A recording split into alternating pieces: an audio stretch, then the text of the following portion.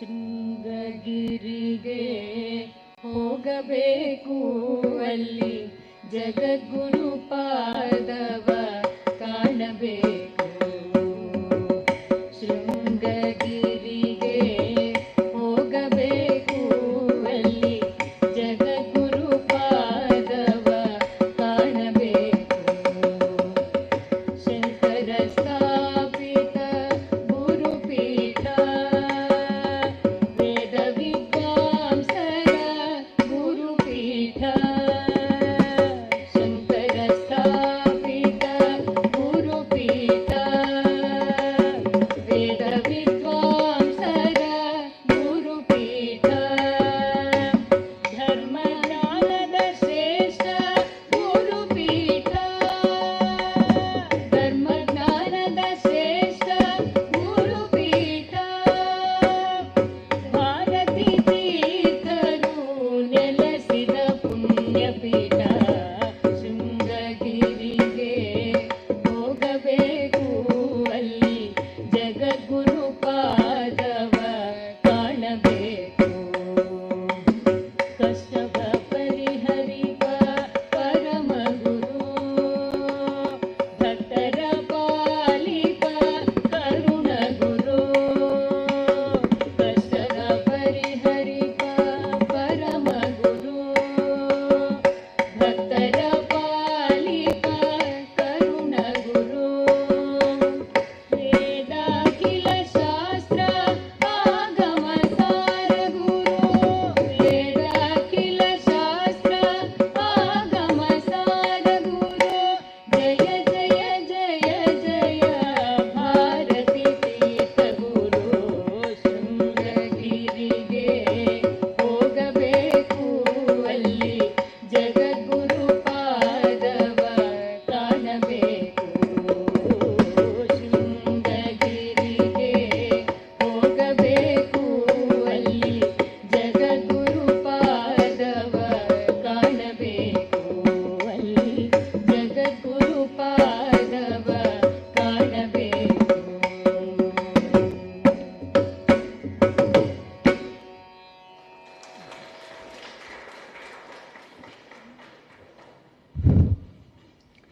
ನಿನ್ನೆ ದಿನದ ಉಪನ್ಯಾಸದಲ್ಲಿ ನಾವು ಮಹಾಸನ್ನಿಧಾನಗಳಲ್ಲಿರುವಂತಹ ಅತೀಂದ್ರಿಯ ಶಕ್ತಿಯ ಬಗ್ಗೆ ಗುರುಭಕ್ತಮಣಿ ಎನ್ ವೆಂಕಟರಾಮನ್ ಅವರು ತಿಳಿಸ್ಕೊಟ್ರು. ಅವರಲ್ಲಿ ಎಂತಹ ಯೋಗ ಶಕ್ತಿ ಇತ್ತು ಅನ್ನೋದನ್ನು.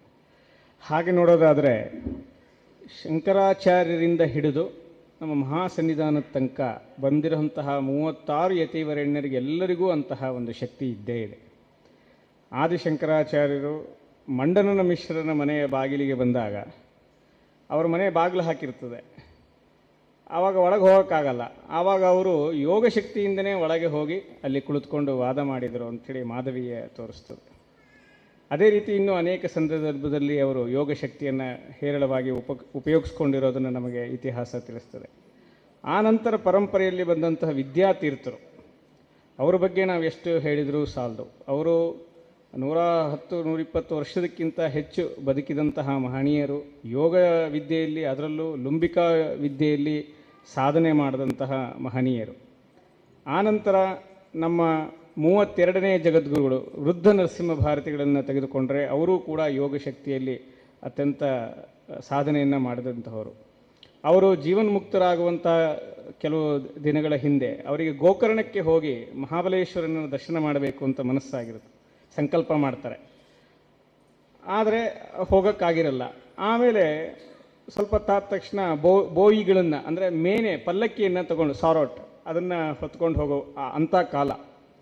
ಆಗ ಎಲ್ಲ ಪಲ್ಲಕ್ಕಿಯನ್ನು ರೆಡಿ ಮಾಡಿ ಸಿದ್ಧ ಮಾಡಿ ನಾವು ಗೋಕರ್ಣಕ್ಕೆ ಹೋಗಿ ಬರಬೇಕು ಅಂತ ಅಪ್ಪಣೆ ಮಾಡ್ತಾರಂತೆ.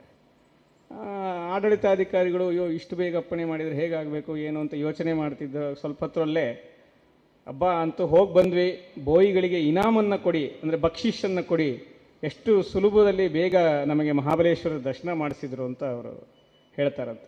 ಆಮೇಲೆ ಅವರು ಮುಕ್ತರಾದ ಮೇಲೆ ಗೋಕರ್ಣ ಶಾಖಾ ಮಠದಿಂದ ವರ್ತಮಾನ ಬರ್ತಂತಲ್ಲ, ನಿನ್ನೆನೂ ಗುರುಗಳು ಇಲ್ಲಿ ಬಂದು ಮಹಾಬಲೇಶ್ವರನ ಪೂಜೆ ಮಾಡಿದ್ದನ್ನು ನಾವೆಲ್ಲ ನೋಡಿದ್ವಿ, ಅಷ್ಟು ಬೇಗ ಮುಕ್ತರಾದರು ಅಂತಂದರೆ ಹೇಗೆ ನಂಬೋಕ್ಕೆ ಸಾಧ್ಯ ಅಂತ.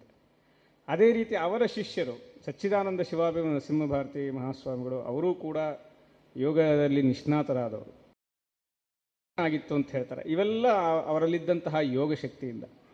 ಇನ್ನು ಅವರ ಶಿಷ್ಯರು ಚಂದ್ರಶೇಖರ ಭಾರತಿ ಮಹಾಸ್ವಾಮಿಗಳು, ಜೀವನ್ಮುಕ್ತ ಮಹರ್ಷಿಗಳು. ಅವರ ಶಿಷ್ಯರು ಅಭಿನವ ವಿದ್ಯಾತೀರ್ಥ ಮಹಾಸ್ವಾಮಿಗಳವರು. ಯೋಗ ಮಾರ್ಗ ವಿಶಾರದಾಯ ನಮಃ ಅಂತ ಒಂದು ನಾಮಾವಳಿ ಅವರ ಅಷ್ಟೋತ್ತರ ಶತನಾಮದಲ್ಲಿ ಬರ್ತದೆ. ನೀವೆಲ್ಲ ಯೋಗ ಎನ್ಲೈಟ್ಮೆಂಟ್ ಆ್ಯಂಡ್ ಪರ್ಫೆಕ್ಷನ್ ಅಂತ ಒಂದು ಪುಸ್ತಕ ತಗೊಂಡ್ರೆ ಆ ಮಹನೀಯರ ವಿರಾಟ್ ಸ್ವರೂಪ ಯೋಗದಲ್ಲಿ ಏನೇನು ಹೇಳಿದೆ ಅದೆಲ್ಲವೂ ಅವರ ಜೀವನ ಚರಿತ್ರೆಯಲ್ಲಿ ನಾವು ಕಾಣ್ಬೋದು. ಅವರ ಶಿಷ್ಯರು ನಮ್ಮ ಮಹಾಸನ್ನಿಧಾನಗಳವರು, ಅವರ ಬಗ್ಗೆ ನಿನ್ನೆ ಅದ್ಭುತವಾದ ಪ್ರವಚನವನ್ನು ನೀಡಿದರು. ಚಂದ್ರಶೇಖರ ಭಾರತಿ ಮಹಾಸ್ವಾಮಿಗಳ ಬಗ್ಗೆ ಅವರ ಶಿಷ್ಯರಾದಂತಹ ಸಾಕ್ರು ರಾಮಚಂದ್ರ ಅನ್ನೋರು ಒಂದು ಶಾರದಾ ಪೀಠದ ಮಾಣಿಕ್ಯ ಅಂತ ಒಂದು ಪುಸ್ತಕ ಬರೆದಿದ್ದಾರೆ. ನಾನು ಆ ಪುಸ್ತಕವನ್ನು ಓದಿದೆ. ಆದರೆ ನನಗೆ ಒಂದು ಗೊಂದಲ ಆಯಿತು. ಚಂದ್ರಶೇಖರ ಭಾರತಿ ಮಹಾಸ್ವಾಮಿಗಳವರನ್ನೇ ಮಾಣಿಕ್ಯ ಅಂತ ಕರೆದರೆ ಆ ಮಾಣಿಕ್ಯವನ್ನು ಆರಿಸಿದಂತಹ ನರಸಿಂಹ ಭಾರತಿಗಳಿಗೆ ನಾವೇನು ಹೇಳಕ್ಕೆ ಸಾಧ್ಯ? ಮತ್ತು ಆ ಮಾಣಿಕ್ಯಕ್ಕೆ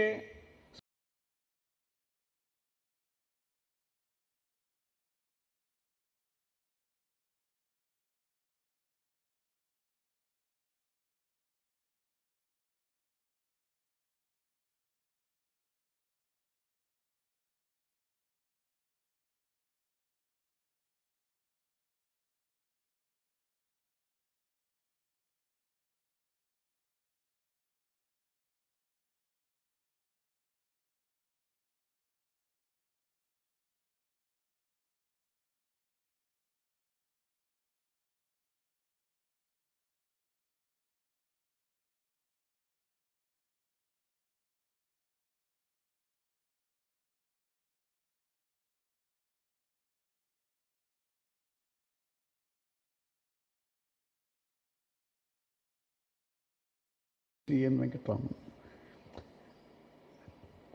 He requested me that it seems he has received a lot of messages from devotees across saying that the announcement that I made a couple of days back about the new initiative of Punya Bhumi Sringeri was not heard by all clearly, and that's the reason I'm before you to just to clarify that. And under the directions and blessings of Jagadguru Srisankaratv, a series of discourses or expositions which would last not more than 20 to 25 minutes each day has been conceptualized by Jagadguru himself in 4 languages, titled as Punya Bhumi Sringeri. Each of the languages will be done by a scholar. Tamil is being done by one Sri Muralidhara Sharma. Kannada is being done by one Sri K.L. Srinivasan. And Telugu is done by Sri Lalit Aditya Gannavaram, and also he does the English version. The announcement that I made that day, this is already on in our YouTube channel in Lokashankara. It is also being posted in our various social media handles as of now. It's been there for the last 6 weeks. Every alternate day it starts with Kannada, then goes on to Tamil, and then to Telugu and English. But starting the 24th of this month, since I received a lot of feedback saying that the Anmiga prime time for people who see satellite channels, especially Shankara, is between 7 and 8 a.m. in the morning. I had discussed this with Shankara TV management, and I've agreed to a slot between 7:30 and 8 every day, that these 4 languages, Monday to Friday, 4 languages on each day, and on the 5th day, the Vijayatra of Srisankaratv will be telecasted. Each day will be about 20 minutes of this exposition of Punya Bhumi Sringeri and 10 minutes of Vijayatra on Monday to Thursday, and on Friday 30 minutes of Vijayatra is what is going to start from 24th of this month. And that may go on for about a couple of years, as I see, because all these scholars have been briefed by Sannidhanam in terms of what he expects out of this. They will start with Vibhandaga Maharishi to our Pratyaksha Bhagavan, Mahasannidhanam. That's the announcement I made. I hope it's clear now. And so let's again submerge the bliss of the wonderful exposition on our Pratyaksha Bhagavan Mahasannidhanam by none other than Guru Bhakta Manishi and Venkataraman. Over to you, sir. Day 4.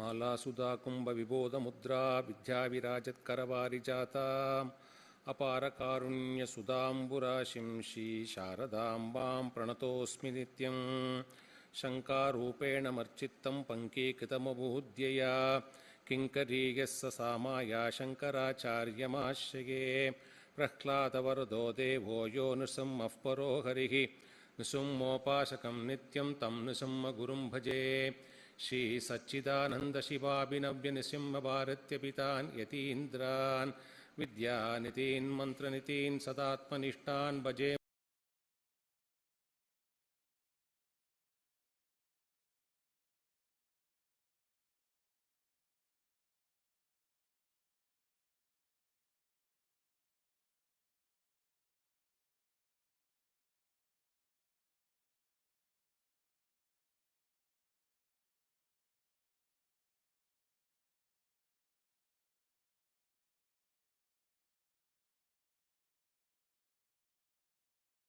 Manav शंभुरूपान्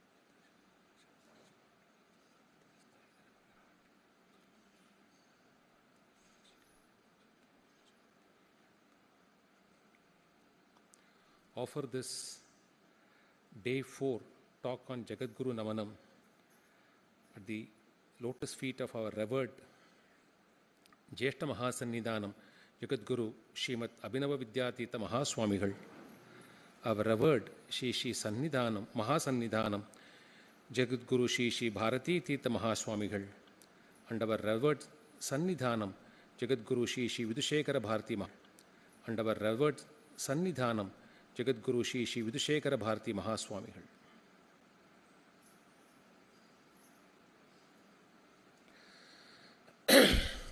Jagadguru Namanam, day 4. Welcome to us, all the Astikas, Sishyas and the devotees. The last or for the night puja, the kind of emotional interactions we have been experiencing with our Sagasishyas is something of a very unique order. Just before the puja yesterday night, somebody held the hand of the speaker and walked him out to the Guru Bhavanam before the puja and said, "Sir, you should listen to me for 3 minutes. My very existence, my very survival, very life, whatever has happened to me in the last 25 years is only because of Shri Mahasannidhanam, and you should listen." The kind of emotional flow from that respected aged Sishya, so genuine, so pure. He was in Calcutta 26, 27 years back.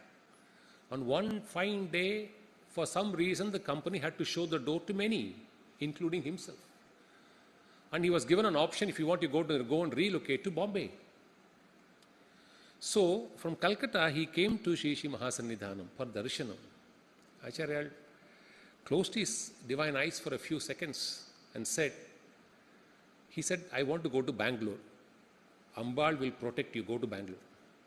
He says, for the last 25 years, I am fortunate with my family to make 7 to 8 visits a year to Sringeri without a break in a year. My son is so well settled. My daughter is so well set. I'm so happy. Everything that has happened in my life is because of Sri Mahasannidhanam. And I would like you to convey this to, should be part of your Saptaham. So I promise that we will do it. Today afternoon, we visited one of our good old friends. The lady in that house and the speaker's sisters were schoolmates, college mates and all. So she has invited us for lunch.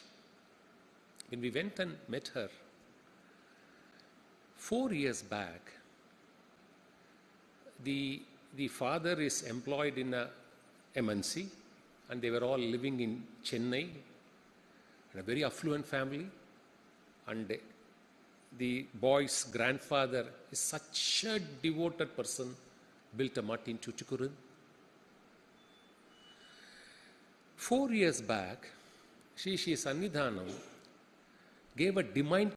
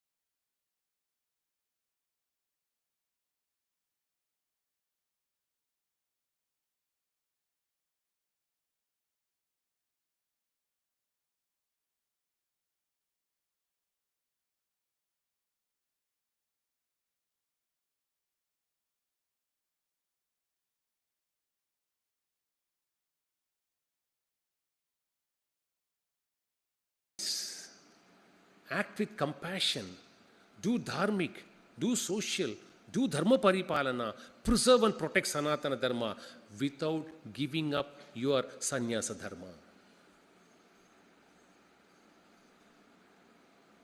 No compromise. Any amount of additions will pile up as we see how this Peetham is growing leaps and bounds across the world. One of the employees of the Mutt was casually saying, last year we had the benefit of serving Bharati Tirtha Prasadam to almost 20 lakh people in a year. Some days, anywhere between 8,000, 10,000, 12,000 people waiting till 3 o'clock, till 3:30. 20 lakh is not a small number.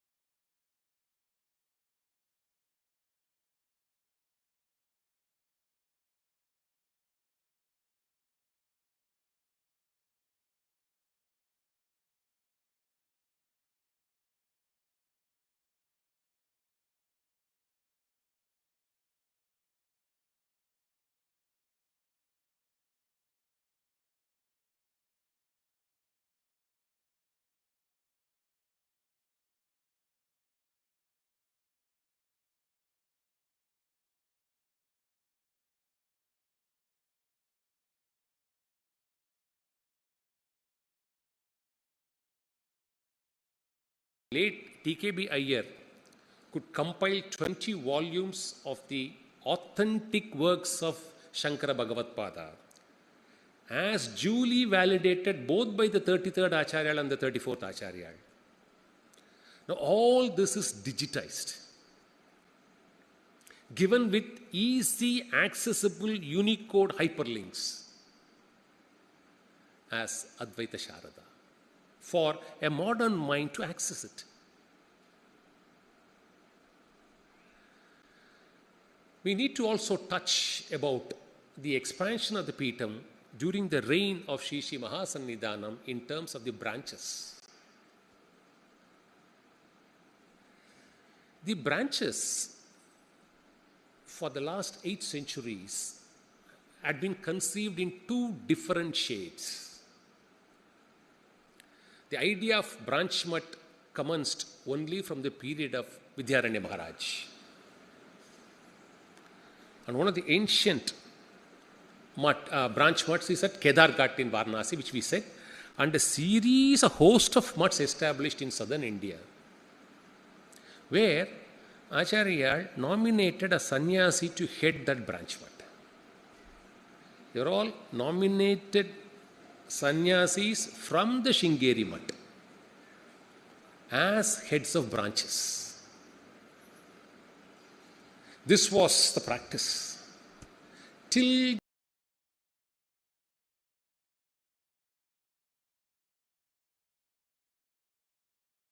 later part of the 18th century.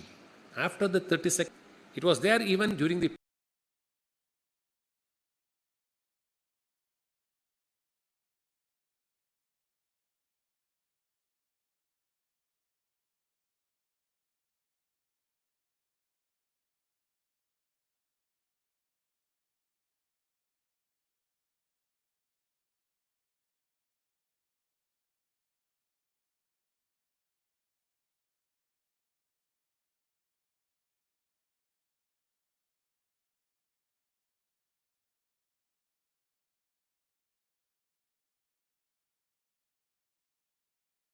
period of a Mahapurusha.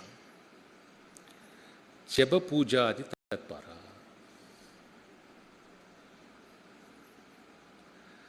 A sannyasi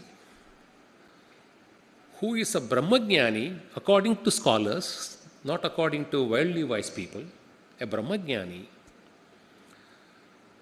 engages in japa, tapa, tapas and puja.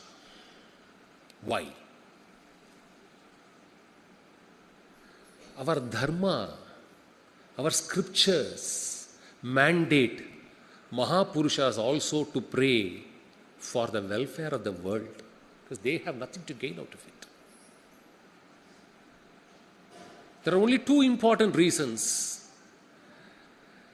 For the welfare of the world, they should conduct certain japas, they should conduct certain rituals, they should conduct certain pujas. And two, they should perform pujas to ensure astikas, emulate them and put them into practice in their homes and elsewhere. Otherwise, laziness will easily erupt into us and say, all of us will take sannyasa dharma. At some point of time, we'll take sannyasa. Nothing, no need for puja, no need for vrata, nothing else. We'll all straight hijack ourselves there.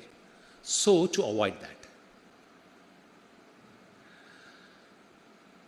see the list of anushtanas which the onerous burden of doing it year on year by the Pithatipati of Dakshinamnaya Shri Sharada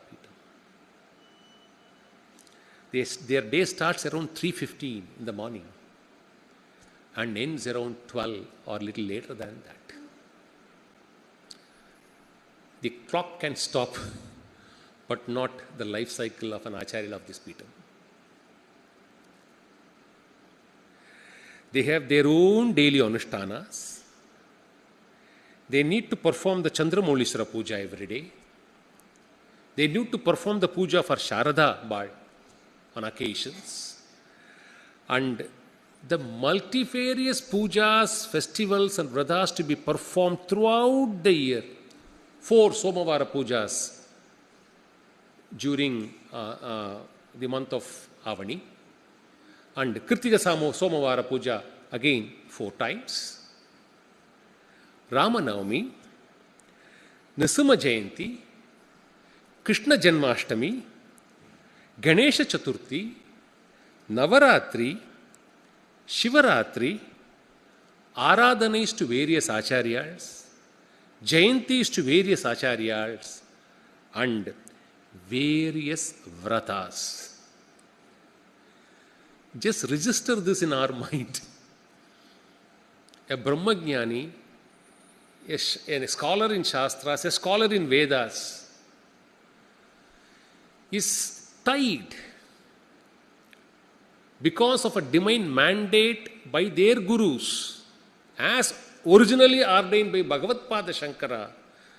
Irrespective of you being a Brahmajnani, you need to do this year on year till you find your successor. See the list, endless. This is just the tip. We have just started with the tip of the iceberg. We have not shown the whole iceberg to you. This is the tip. Now, this is followed by the various dharmic events that happen in their life journey.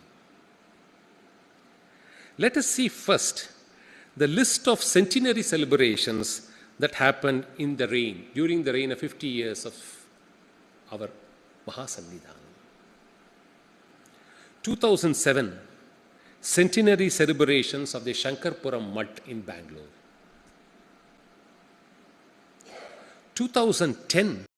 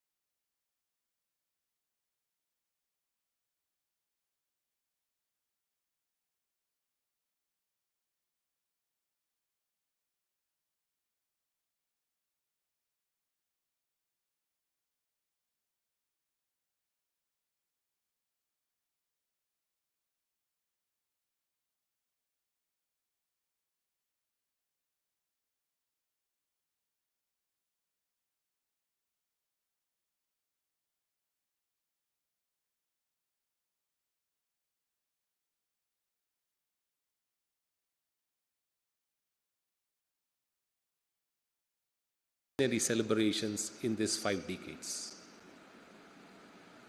And each celebration, you have to be in the thick of it and still not be completely detached to it. Now we go to the next aspect, fostering temples by Shri Mahasannidhanam. We need to wait for a minute. There is a request by people who watch in the YouTube. What happens because there is a power shutdown? The alternative source of energy comes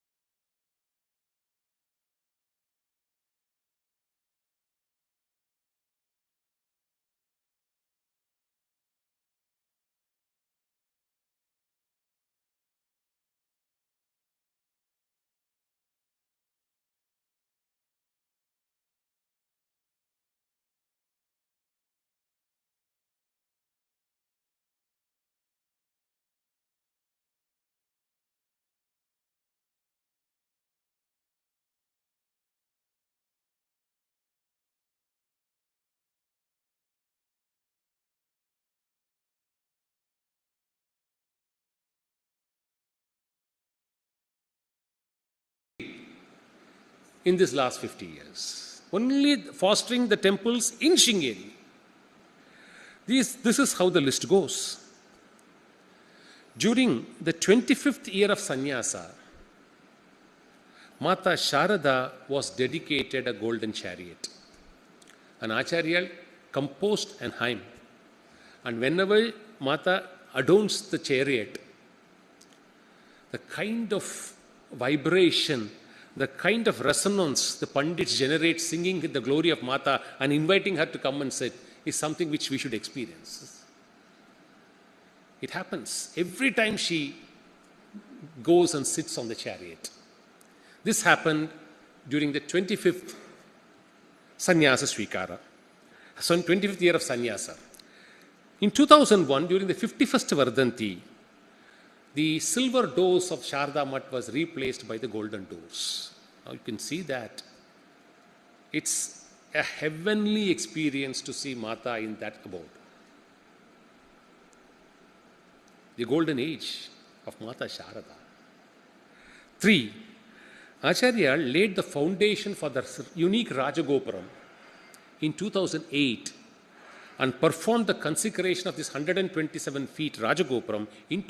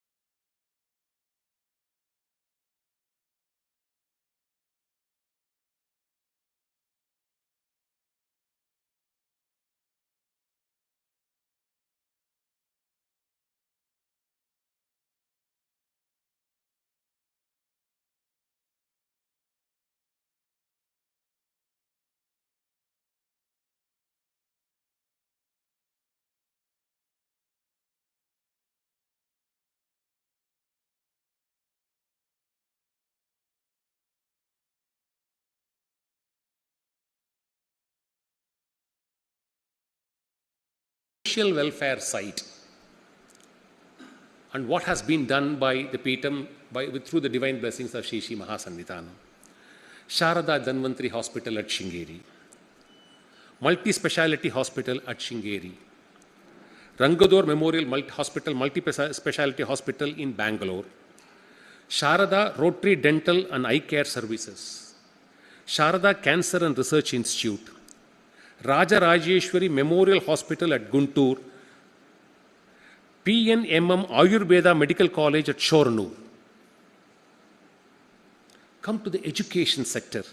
The Jnanodaya School in Bangalore, affiliated to the CBSE, the Jnanodaya School at Dombivelli at Maharashtra, the Bharati Vidyalaya at Chennai, the Sharada Vidyalaya CBSE since 1993, the Adi Shankara Institute on Engineering Technology in 2000, and the Adi Shankara Training College in 2005.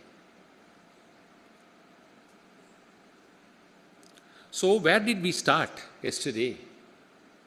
Just give you a small list for you to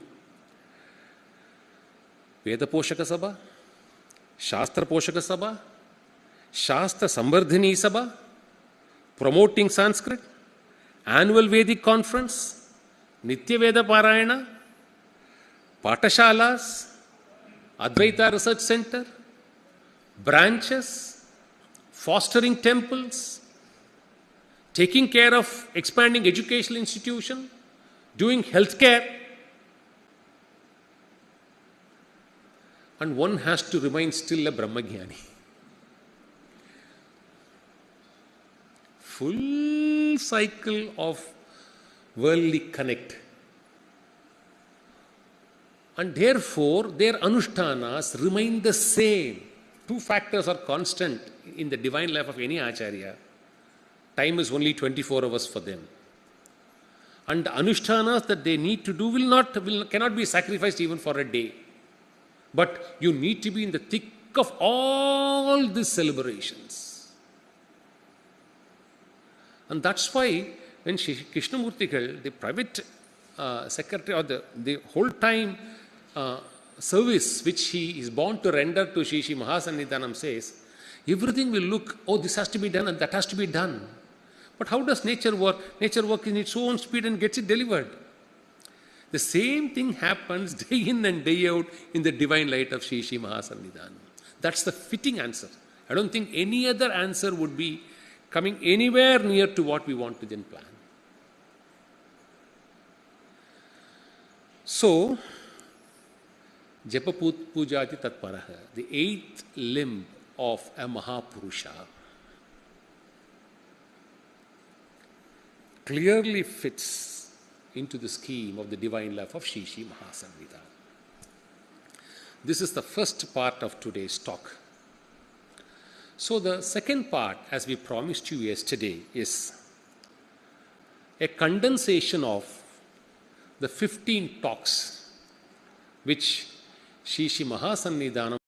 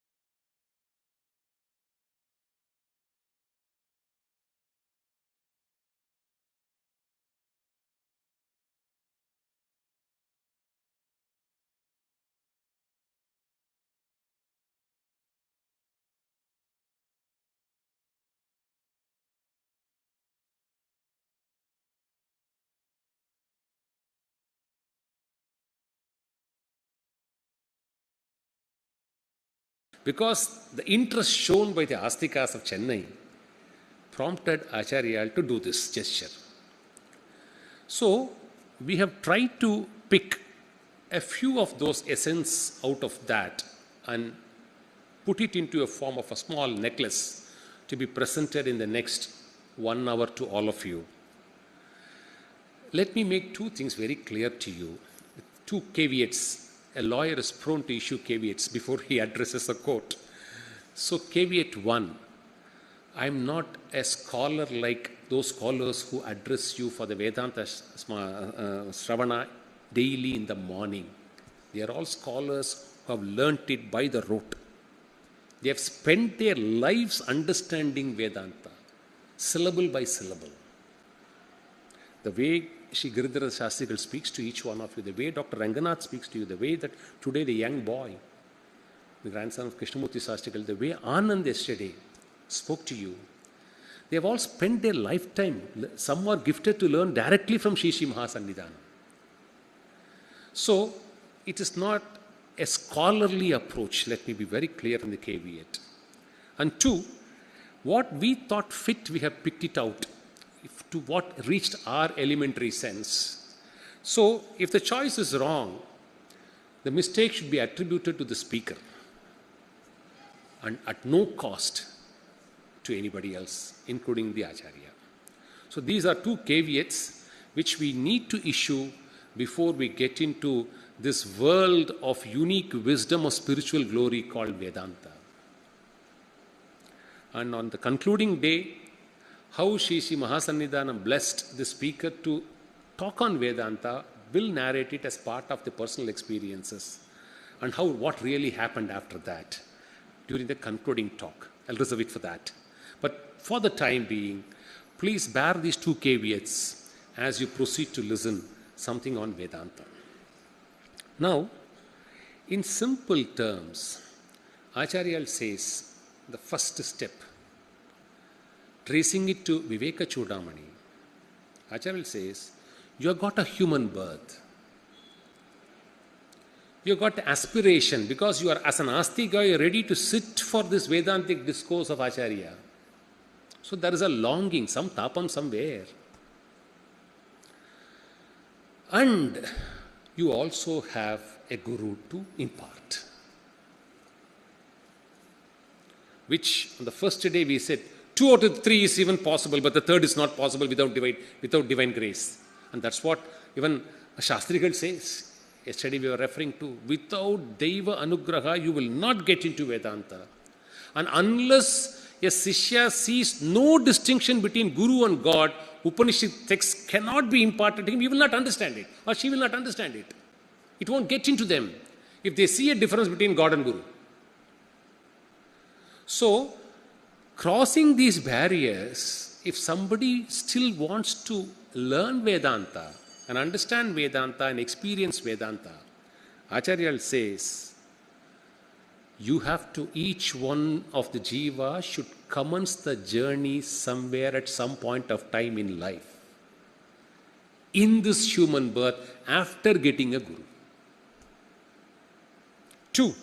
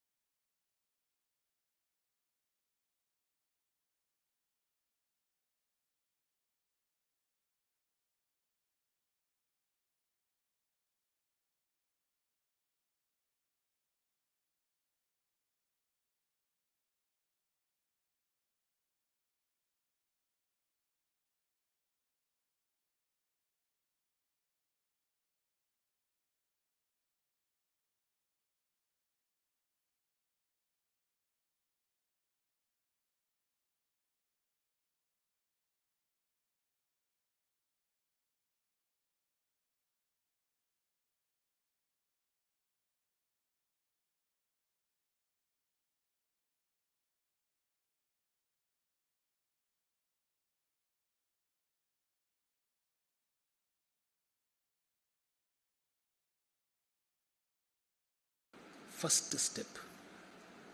And there are 3 other 4 aspects which we will be now deliberating upon, which will impregnate the significance of being an ant rather than a Garuda.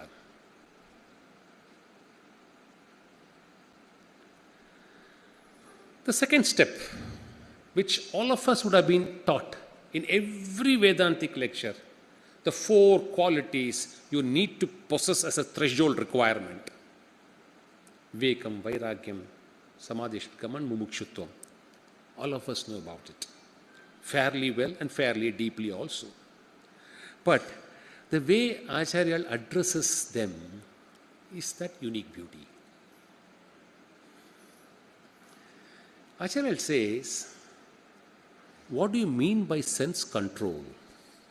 Just 2 sentences, that's all. He leaves it there for us to ponder.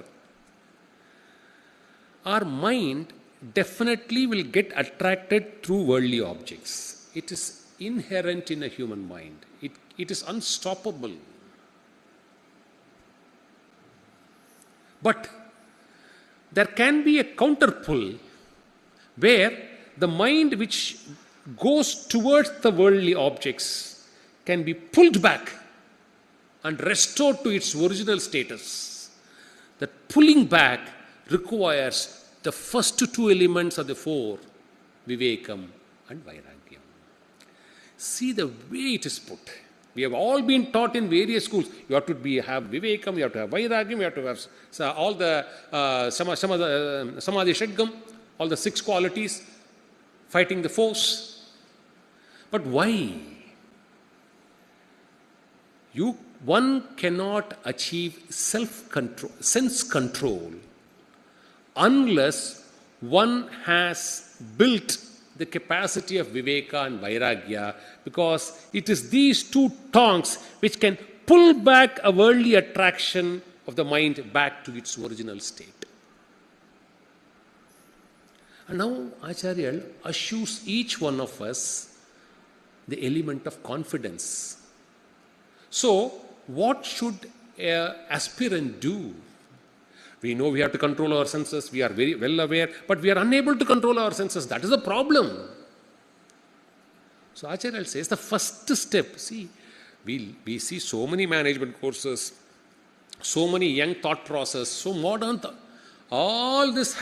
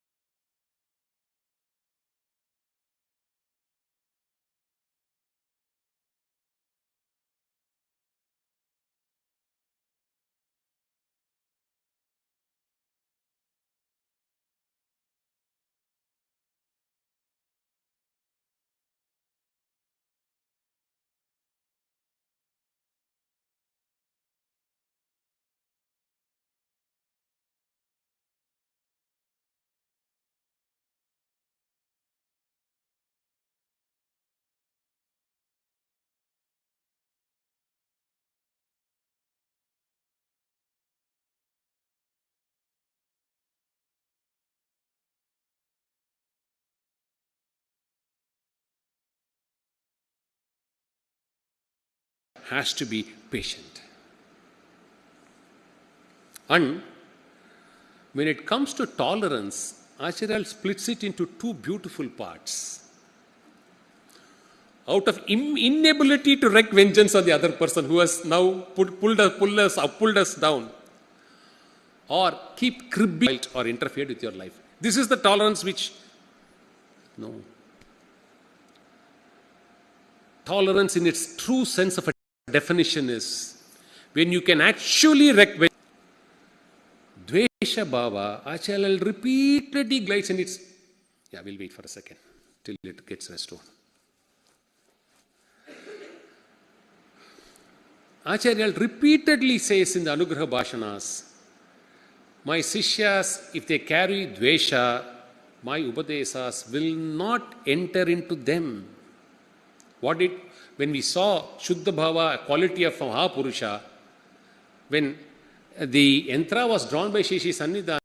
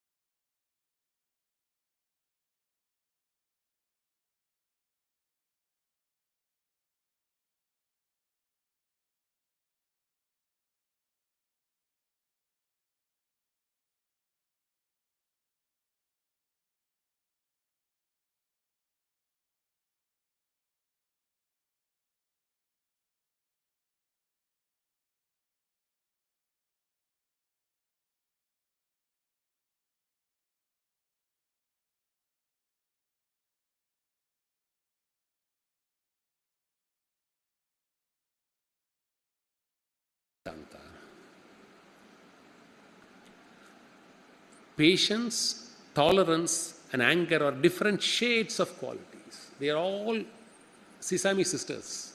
One goes with the other, one dovetails with the other. And cites a Puranic story in the Anugraha Bhashana for the benefit of all of us. A snake bites a son, a child, and the child dies.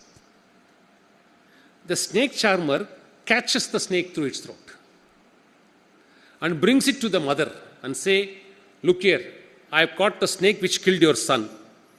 Now issue me the instructions to kill this snake, I'll kill it. Because it will start killing many people. It's better we destroy the snake. I want your command. So the mother patiently listens to the snake charmer and asks one question. I am ready to issue this command to you, provided this will restore the life of my son back. So the snake charmer doesn't give up. He says, you may not do it. This is going to kill more people. I, as a snake charmer, I want to kill it. Then the snake starts to speak. He says, please, I am not instrumental. I'm just doing my task assigned to me. Go to Mrityu and ask, why did you ask this snake to go and bite this son? When you go to Mrityu, Mrityu says, go to Kalam, time. When you go to Kalam, it sends you to say, it is because of its karmas. His karmas leads him to this Kalam, and since his time is over, Mrityu directs the snake to bite the child, and it's bitten. Now, who is to play the blame game on whom? Therefore, the composure of the woman displaced her patience, her tolerance of loss of a son, and not getting perturbed or angry at any point of time at the loss of his precious child. So anger is an important. And Acharya says in the same Anugraha Bhashana, there are million reasons for a Mahapurusha not to get angry. We are all very reactive. We are all very proactive. And sometimes, applying our wisdom, you will expect Acharya also to be very proactive and reactive. Mahapurushas will not be proactive or reactive. Patience, tolerance, and non-angry symptom is inherent in their life because they are Brahmajnanis. How can you go and provoke a Brahmajnani? You can do provocative actions, but don't think it will provoke a Brahmajnani. It won't provoke a Brahmajnani. That's the difference. And scriptures very clearly says, as you pray for grace from a Brahmajnani and get their grace, if you provoke a Brahmajnani, the sins in the Sanchita Karma storehouse will start getting transferred to your account. So why do you do this? Is the explanation given by scriptures.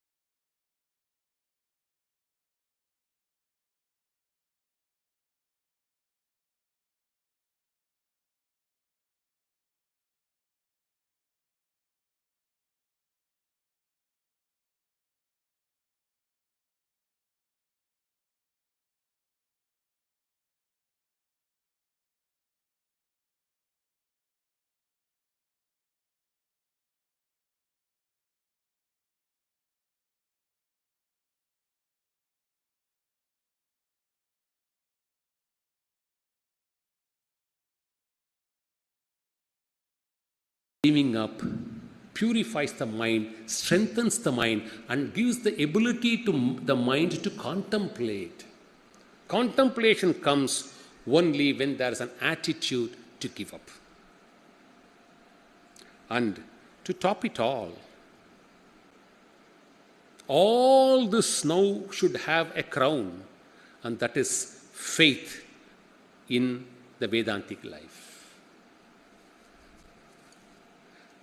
Reducing the faith in material life and increasing the faith in the Vedantic life. See, like giving up leads to dhyana or meditation. Why should Mahapurushas keep insisting on faith? Why should they say, you should have faith, you should have faith? The bottom line reason the Anugraha Bhashana gives is, faith slowly reduces your intensity to commit papas or sins.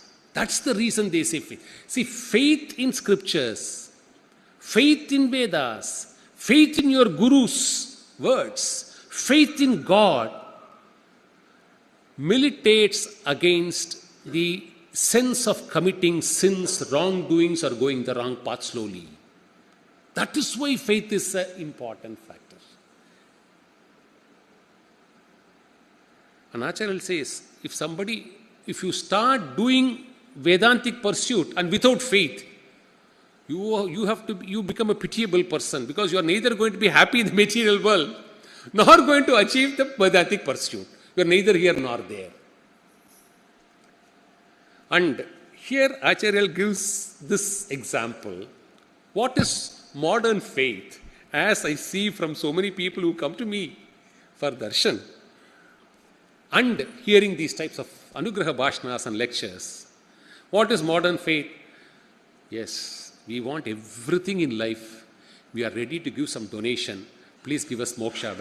Which counter gives moksha, we'll go to that counter. Show, Guruji, don't do anything else. Please show us the counter where we can go and pay and get moksha. We'll go to that counter. Come what may, we'll manage to pay the money. So this is the access route which we all think will achieve us moksha. No way. On the contrary, the degree of faith which scriptures expect on us to pursue this path of salvation is, if suddenly somebody pushes us into the Tunga river to the bottom, the kind of attempts we will make to surge out of the river to breathe, that kind of a search one should have 24/7, 365 days if one has to remain in a Vedantic pursuit. You are sitting inside your house and the whole house gets burning. It's burnt. It's burning right in front of you. Will you be thinking, oh, I have to take my coffee powder because tomorrow I have to take coffee, which I should not fail. I have to take this bag. I have to take the bank locker. I have to take my passbook. I have to take my laptop. Will you be thinking of all this, or will you first think how to run out of this place? So what is your priority? So when the Vedantic mandate is to this extent,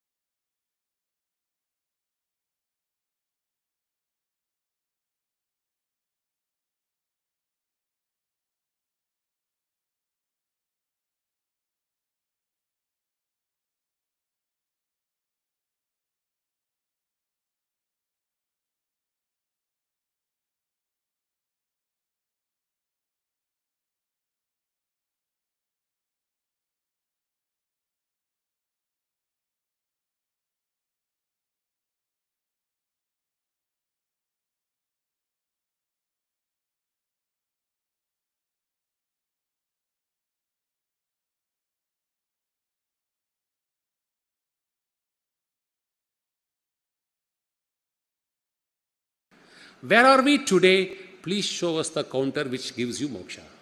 Easy. Become poorer in life. I have entered into poverty. I am in penury and pain and suffering. Give me one example, Acharya says. Understand the concept of money clearly. By doing dharma, using the righteous mean, tell me which person has lost his status in life, material status in life. And says in the Anugraha Bhashna, this happened in Venus Colony in 2012. Dharmatma Vaidya Subramanyar understood this very clearly at a very young age. He cites Dharmatma Vaidya Subramanyar as an example. Serving God will only come back to you in multiples. You don't have to serve it with that strategy in mind. It is the inevitable consequence you will have to. See, let us understand a few basic things. Earning money, earning wealth comes only out of divine grace, because not many do it. But that's only one half of the blessing. The moment we earn and we think that it is our money at our disposal, 2 out of the 3 options we normally resort to. Option 1, we spend it on ourselves. Acharya says, okay, if that is your fate and that is your karma, you want to enjoy it based on, you want to exhaust your punya, please do it. At least you are spending the money on yourself. But we don't do that also. We start to go and store money in banks. We need to have deposits, we need to have safety. All that is, Acharya is not saying all of you spend money, that's not the advice. But the kind of wealth hoarding, different from saving. There is a distinction between saving wealth for the future and hoarding wealth for generation. By hoarding, you become only a trustee of your own money, like a branch manager. Can a bank manager claim that whatever is in the locker is his own? He is only a trustee to it. He is only a housekeeper to it. You are also a housekeeper to your own wealth. Instead, the third option, which is rare, can you use this wealth in serving good causes? either dharma or social or any other activity of your choice, other than self-spending. Then it translates into punya. So, earning wealth is certainly a blessing, but you must have a Mahapurusha to guide you at every point of time how you should spend the earned wealth. Touch your hearts and tell us, those who listen here and elsewhere, has any Acharya of this Peetham has asked one Sishya at any point of time what he or she is earning and what he or she can do? Least concern. But there are several Sishyas who have shared their experiences to say, I don't know from where the guidance will come, sir. When I get the right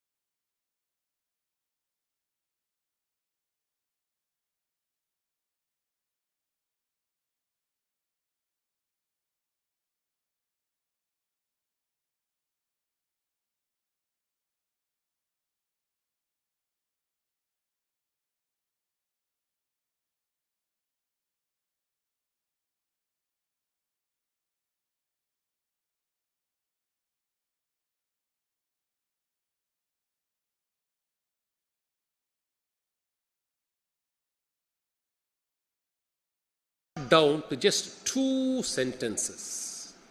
Just reduce it to just 2 sentences. What is our problem? Problem is only twofold. I am the doer and this is mine. The source of any problem for us is traceable only to these 2 limbs, nothing else. And says, both those 2 limbs, we call it as ahankara and mamakara. And what does this do to us? It does the following. It puts into us an illusory thought that what is not permanent is permanent. See, all of us listen to various lectures on Vedanta and various books. Volumes and volumes would have been uploaded in this world. But greatest of Mahapurushas speak the same concept, but in such an elementary sense. Bring it down to the brass tacks. If you have ahankara and mamakara, it only produces 3-4 consequences. What is not permanent, it will make you feel that is permanent. What is painful in life, it will make you feel to get attached to it. What is not Atma, it will make you feel that this is all the reality in life, and the consequences are we will start attaching significance to our body. We become first slave to our body, and followed by the mind, followed by the buddhi. And we are not ready to give up our body. So, the 6 steps which Acharya guided us in the first 4 Anugraha Bhashanas, out of the 15, the tipping point or the culminating point is we all suffer only from these 2 issues, and these 2 issues lead to these consequences. So, the whole idea of Vedanta is to erase and reverse these consequences, reverse the steps, nothing else. And the later 10 lectures, from the 5th to the 15th,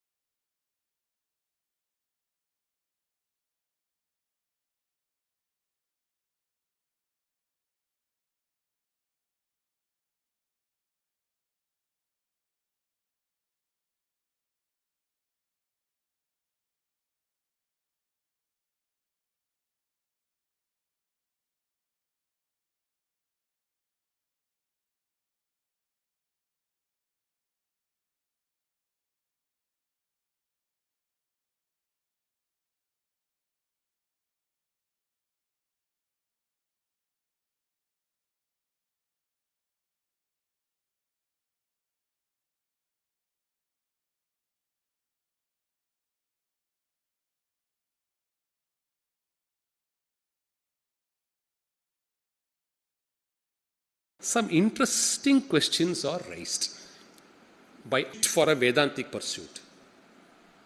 It's always two-sided. So it says, who is entitled for a Guru Upadesam? We can put the checklist straight away. Are you pure-hearted? Do you have Dvesha Bhava? Because no Dvesha Bhava is a mandatory requirement. Respect to elders, service to elders, good conduct and character. One who is genuinely interested in Vedanta. And unless asked, Guru will not impart. If asked in a very impolite, reckless way, Guru will not impart. So the sincerity in which you go and seek. Yesterday we were referring to a scholar like Naveen Hulla, who has gone on record when he glorifies Sri Mahasannidhanam. Look here, if you have a genuine doubt, Acharya will never see whether it is a significant doubt or an absurd doubt. Acharya will only see whether it's a genuine doubt. If he finds that the Sishya is raising a genuine doubt, he will go to any extent. Time is no constraint. Any extent to clarify that to the Sishya for his betterment and understanding. So, learning Vedanta, genuineness is the connect, it's the bridge which connects a Sishya with the Guru. Then, the last 2 limbs, which essential requirements, swearing by the Guru and his path. Like consulting different astrologers with your horoscope, consulting different physicians, taking second opinion, third opinion, fourth opinion on your X-ray. You can't have 5 gurus at a time. And keep cross-checking whether this is a better pursuit, whether this is a better guru. Remember what Mahavidwan Mani Travis Shastrikal has portrayed our Acharya to be. Remember that. If not all the 10 points, remember one. He has said, each of us see a cow, each of us see a dog, each of us see a stone. Whereas Sri Mahasannidhanam can see Brahman in that cow, can see Brahman in that dog, can see Brahman in that stone, and see Brahman in you, and make you realize and see Brahman in each one of them. This is your Guru. After securing such a Guru, if you are going to do flip-flop and keep testing, in fact, Acharya in the Anugrah Bhashyam says, somebody went to Chandrasekhar, to whom? That's more important. Jagadguru Srimad Chandrasekhar Bharati Mahaswamigal and says, I have a doubt to clarify. Acharya said, what is your doubt? No, I have the answer already. I just wanted to verify whether, if you know, then you please carry on with your answer. You don't have to tell me what the question is. I'm not interested. You conduct a test for Acharya. How silly. So, this swearing by the Guru, unstinted loyalty to the Guru words. Because why they say so is, this alone will eliminate our ego or ahankara, mamaka. That's the starting point. Every time we substitute our reasoning to somebody's reasoning, in worldly life. When two people discuss, we always try to push our idea first, or ensure that our idea finds a place. Because we feel our idea is better than somebody's idea. Our understanding is something, our experience is better than somebody's. We are better than everybody. So, loyalty to the Guru and Guru's words is the first mitigating step of erasing our ahankara and mamakara, which only says, I am the doer and this is mine. And the shades of illusions enveloping thereafter, giving importance to our body and our inability to give up our body, which is the obstacle, sole obstacle for us to reach the path of salvation. So with this basis, let's now discuss the questions posed by the objectionist. Some 5-6 questions we'll try to do in the next 20 minutes. Acharya has discussed several of them. We just picked up a few due to the time constraint. So, they keep objecting to the commentaries of Bhagavatpada Shankara in Brahma Sutra and Advaita. Okay, that's the target. So one of the questions they ask is, look here, you are saying God, Guru, Ishvara, Jiva are all same line. They are nothing but one and the same. They are not different. God is Guru, Guru is Jiva, Jiva is Ishvara. That's your Advaita, because you say only one exists and not the second. Please tell us who creates. Is it Ishvara who creates, or is it Jiva who creates? If so, one has the creating ability, one does not have the creating ability. So there is two. How do you say Ishvara and Jiva is one and the same? Or if you say, look here, Ishvara doesn't create, it's only Jiva who creates, why should Jiva create an unhappy world? Why should Jiva create Swarga and Naraga? If you say Jiva creates, Jiva also always has a sense of recognition and longing. Why does Jiva not even recollect once that he has created this universe? If you say Jiva creates, the ability to dissolve should be part of creation. A Jiva is unable to give up its own body. So please clarify. Who is the creator, who is the non-creator, and how do you say both are one and the same? Simple question. Now, how does Acharya reply? Acharya replies this in two parts. He says, be very clear. Only Ishvara creates and not the Jiva. Let's be very clear on that. No confusion. Then dichotomy comes. No dichotomy. Absolutely no dichotomy. Why? Says, take a diamond stone which glitters. Take a tile which is laid on this floor. Consider a stone on the road which is taken to pelt. In terms of properties, all the three are only stones. Take a piece of diamond, take a tile piece, take a stone, place all the three on a table and starts pounding on them. Put a hammer and start to pound all the three. Once you pound it into a powder, is there a difference between a diamond powder and a tile powder and a sand powder and a stone powder in terms of its value and degree? So Acharya, I'll clarify. Each stone has its own Shakti or power.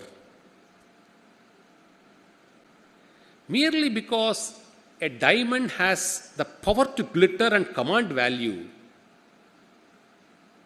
loses its quality as a stone and becomes something else when compared to an ordinary roadside stone meant for pelting. All are stones, if you reduce them to the status of a powder. So, the creative Shakti of Ishvara and the inability of the Jiva to create does not make them two distinct entities. Because if you trace it back, crack it back, and reduce it back, it will date you back only to that one single element which is truth and that is eternal and that is Brahman. That's the first question's answer. Now we'll go to the second question. So the objection is asked, look here, in a material world, if you have to produce something or create something, you need two essentials. You need a raw material. Unless there is plastic granules, you can't manufacture a plastic sack. Unless you have iron melted, you can't produce an iron tube. So you need a raw material. And you need a process, a factory, either a machine or an individual to convert this raw material into some finished product. Please tell us, you are saying Brahman is one and there is no second. If so, what is the raw material for Brahman? Is there a raw material? 2. If you say there is a raw material or not, there is no raw material, who does this conversion? 3. If you say there is a converted, it is Brahman which has become Prapancha, so in practical life, when plastic granules becomes a sack or a clay becomes a pot, then you don't find the clay there. You don't find the granules there. So once Brahman has become Prapancham, you will not find the Brahman. But you are saying Brahman is eternal truth. Something really flawed. Please clarify. So Acharya replies, look here. There are two things which you should understand. You should know the distinction between creation and manifestation. The error in your thinking lies only there. The test of conversion of clay into pot or plastic granules into sack applies to creation. It does not apply to manifestation. Vedanta only imparts you the knowledge what is in reality a rope manifests as a snake in darkness to some. So one who sees the snake doesn't see the rope. One who sees the rope in reality doesn't see the snake. So a Jivatma, Jivan Mukta, sees the Brahman, the rope. The struggling Jiva sees the Prapancham and not the Brahman. So, why do you need a raw material for this? Why do you need a clay and say, clay has displaced itself into a pot, show me the clay? Why should we show that to you? Then the question, subsidiary question is, right, oh, there is plurality of creations. Look here, your Ishvara has done so much of creations. What do you say for that? So, is he the one who manufactures? Acharya says, when Draupadi was in distress, in the middle of the throne, in the middle of a sabha, raised her hands and prayed to Shri Krishna, from which factory did Krishna purchase silk and cotton, which factory manufactured saris, which man went and delivered to Draupadi continuously? Tell us. The one way to shun this is, I don't believe in Mahabharata and I don't believe in this story. That's your choice. Then there is no point in debating with us. See, if you don't believe, then we leave it to you. We leave it to your choice. We can't compel you to believe. But if you believe, you must believe how this can happen. So where did Krishna generate cotton and silk? Where did he find the weavers to produce it so instantaneously to give it to Mata Draupadi? We must understand the distinction, the limitation of a jiva and the power of Ishvara if you want to understand tattva. And therefore, when this can happen, Ishvara can create plural things simultaneously. And you can't say, he is the producer and show me the raw material, show me the manufacturing process, show me the machine line, show me maintenance of the machines. Can't do all this. What's the second answer? Go to the third question. All this is fine, sir. What does Ishvara benefit out of doing all this? Why is he doing this?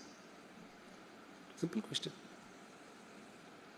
For which Acharya replies, you are so trained to look at use and benefit theory in everything in your life.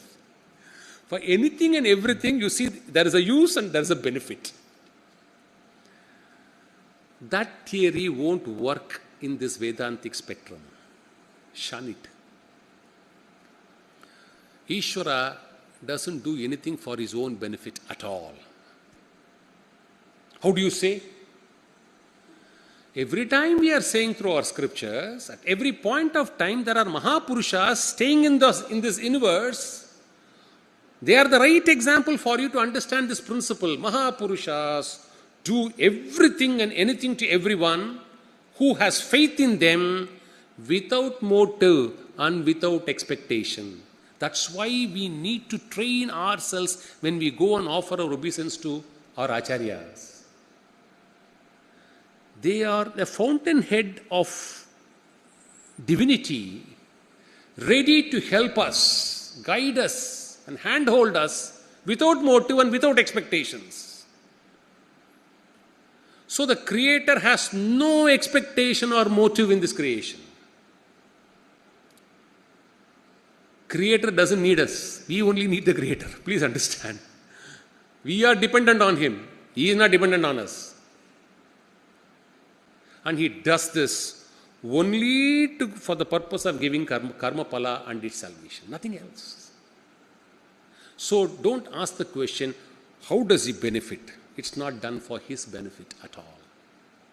We go to the next question. Look here, we don't understand one point. You say everything is Brahman, everything is one, there is no change from one from the other. You see cat, so you say food and the person who eats the food is one and the same according to you. So can the person become the food and food becomes the person? Can you do that? In reality it doesn't happen at all. Food remains food, the eater remains the eater, dog remains dog, cat remains cat. So how do you say Brahman is one? If something is one, then they must be capable of being substituted. This should become that and that should become. It will be reversible. This test fails. So how do you say Brahman is one? Shankara Bhagavad gives an example. Look here, see a ocean in front of you. The waves in the ocean are rising out of the ocean. and the foam that tops the waves as a cream. So for our visible sight, we are able to see an ocean, its waves, and also the foam. Each one of them is identifiable independently and they are distinct. Foam doesn't become wave. Wave doesn't become foam. But both of them emerge only from ocean. Can they be independent of the ocean? And it is that we call it as Brahman, the origin. Names and forms will continue to baffle us. You take a simple gold bar, one can make a bangle, one can make a necklace, one can make any other aesthetic jewelry, antique jewelry, form and shape, melt it back, it becomes a gold bar. So, when foam and waves are distinct, what is your problem if food and the eater are distinct? If ultimately the source of all is connected only to one eternal truth, which is Brahman, what's your problem? Is the answer given by Bhagavad Shankara. We'll take the last two questions. Very interesting. The objectionists raise a question. Look here. You say Brahman is truth. Rest is all illusions. Completely illusion. Other than Brahman, nothing exists. That's what you swear. If so, what is the status of Vedic scriptures? Are you saying it is part of the illusory world, or it is part of Brahman? If you swear, no, Vedic texts are so sacred, it is part of Brahman, then there is a second to Brahman. If you say, no, this is all part of illusion only, Vedas also are part of illusion only, then please tell us, how can illusion teach us truth? Because they are antidotes to each other, they are antitheses to each other. How can Vedas, which is part of illusions, teach us Brahman, the reality? Is the question. So, Shankara Bhagavad cites two examples and says, please understand, it's not that truth should emanate only out of truth. Illusions can also impart truth sometimes in life. What you should go in search of is truth, rather than finding out whether truth emanates truth or illusion emanates truth. Then you are sadly not approaching the path of salvation. And gives two examples. You invite somebody to home for a dinner, and a friend of you also joins the dinner. So the guest has a sumptuous dinner, and the friend, as they walk out of the house to reach their homes, casually tells the friend, hey, be careful, yaar. This food has been completely poisoned.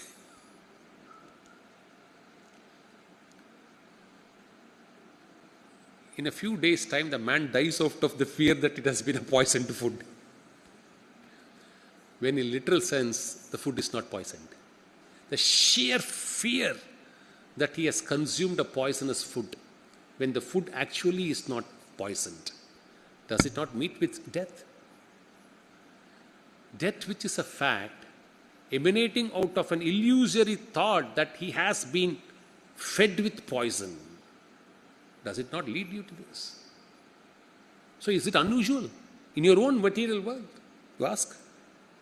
And the second example Acharya cites is, Trijadai gets a dream when Mata Sita was almost in the brink of a collapse. Trijadai tells Mata, oh, please don't give up, because I had a dream of Bhagavan Shri Rama yesterday as a Sarva Alankara Bhushanan going towards the north in a chariot drawn by 4 elephants, and Ravana being poured with oil and going southwards. History records Ravana was conquered by Bhagavan Sri Rama. But was there a dream like this before that? Did in reality Bhagavan Rama came as a Sarvalanga Bhushana riding on a chariot with 4 elephants? So Mata Sita was communicated by Trijadai in a dream, which is an illusion, the truth that Bhagavan Sri Rama will conquer Ravana, and it did happen. So till such time one attains the stage of mukta, scriptures, devatas, Vedas, Vedanta, which keeps you guiding there, enlightening, guiding there, will be with you. But it allows you to transcend. It's a bridge connecting the unreal and the real in your modern thinking way, if you want an answer. It's a bridge. Do we carry the bridge always with us after crossing the bridge? It's a boat. Do we carry the boat all the way after we cross the banks? We discard it. So, this is also to be discarded provided you become the status of a mukta. Till such time we need all this. And because we need all this, and because it is part of the big plan of avidya or maya, don't underestimate it or underwrite it to say that you can't therefore talk about the reality of Brahman. That's a wrong understanding. Now we'll take the last 2 questions and then we'll wind up. They ask, look here, if I have to produce sugar, the raw material for sugar is sugar cane. Why is sugar cane a raw material and not an iron rod? Because the sweetness in the sugar cane transforms into sugar. So, apply the same logic.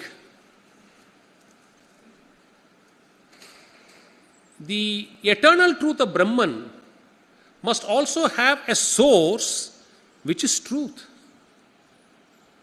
Sweetness in sugar cane translates into jaggery or sugar. You are now saying darkness leads to light. You are saying darkness is light. You are saying this is so possible that you need to therefore live by this expectation. How? Acharya gives just 2 examples. From allow a cow dung to remain at rest in a place for a while. Have we not seen live scorpion emerging out of it? So, life can emerge out of inert substances.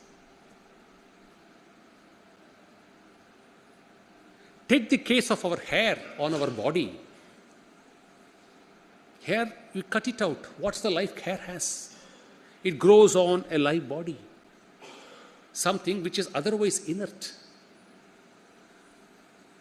So, don't think inert substance cannot produce life. We are giving you examples. So don't miscalculate it as darkness and light is one and the same. It's not so. So, and says finally in that Anugraha Bhashana, quotes the example of the assembly where Yajnavalkya presents himself in the kingdom of Janaka. And Yajnavalkya, this is how he seals it. Yajnavalkya puts a question to the assembly of scholars. Look here. There are 2 ways of going into the discussion. I am ready to ask each one of you questions singularly. Or I am ready to ask a question to all of you collectively. Alternatively, each one of you can ask any questions to me. Or all of you put together can ask questions to me. I am ready for that. It was a clear match, won in less than 10 seconds. Everybody stood up and said, we can't ask questions and please don't ask us any questions. Matter ended, match ended. In less than, we're not asking questions. This is how Acharya seals the Bhashanas. Don't use your silly mind to probe beyond a point. Because every possible question has been raised and answered by Bhagavad Pada Shankara. Don't think in 2024 you can apply your intellectual brain and conquer Brahma Sutra and disprove Brahma Sutra to be a script which cannot be relied upon. Who are you here? See the types of questions people have asked. Intellectually and logically very strong questions. And the last one we'll take, and we'll wind up. So now they say, look here. One more way to put the question, same way. Clay becoming pot, milk becoming curd, Ishvara becoming prapancha. So show us still Ishvara is there. If you say, in spite of Ishvara becoming prapancha, there is a residual Ishvara still sitting there as Ishvara, then there is two. So Acharya clarifies, look here. The misconstruction in you is only because of this. Nowhere Shastras say a live rope and a live snake are the same. This is your misconception. A rope can be used to tie things. Can you use a snake to tie it? A rope can stay in our home safely. Can you allow snakes to stay in your home safely as your friend? The way you handle a rope and the way you handle a snake are distinct. Vedanta doesn't say this live rope and this live snake is one and the same. It only says when you misconstrue a rope in semi-darkness as a snake, the illusion starts there. It is referring to an illusory snake manifested on a rope and not about the distinction between a real snake and a distinct snake. Have this in mind before you pitch the question. The error in your judgment is you want us to say, no, both are one and the same. That's what you are trying to say, which we discredit. We are not saying that. So, this is the quality and the nature of rope and the quality and nature of snake are distinct. And finally concludes, look here, as a jiva, don't you dream? Don't you get dreams? And you create a stupendous world on your own. And you stand distinct from the creation of the dream. You become part of the dream and you lose. When the dream occurs, or you lost yourself, you are not there. Dream is an illusion. When with your ability, you can create a world of your own in dreams, Ishvara has more capability and ability than each and every jiva. Can't Ishvara create this prapancha as an illusory world with so much of pluralities in names and forms? This is so difficult. When you can do it with your ability, is it so difficult for Ishvara to do it? And thrashes it. And expounds Advaita to be the grand ideology and tattva as found in the Vedas. That's why in every other Anugraha Bhashanas, our Acharyas say, don't be under the misconception Adi Shankara invented or discovered Advaita. No. Shankara Bhagavad Pada only expounded Advaita.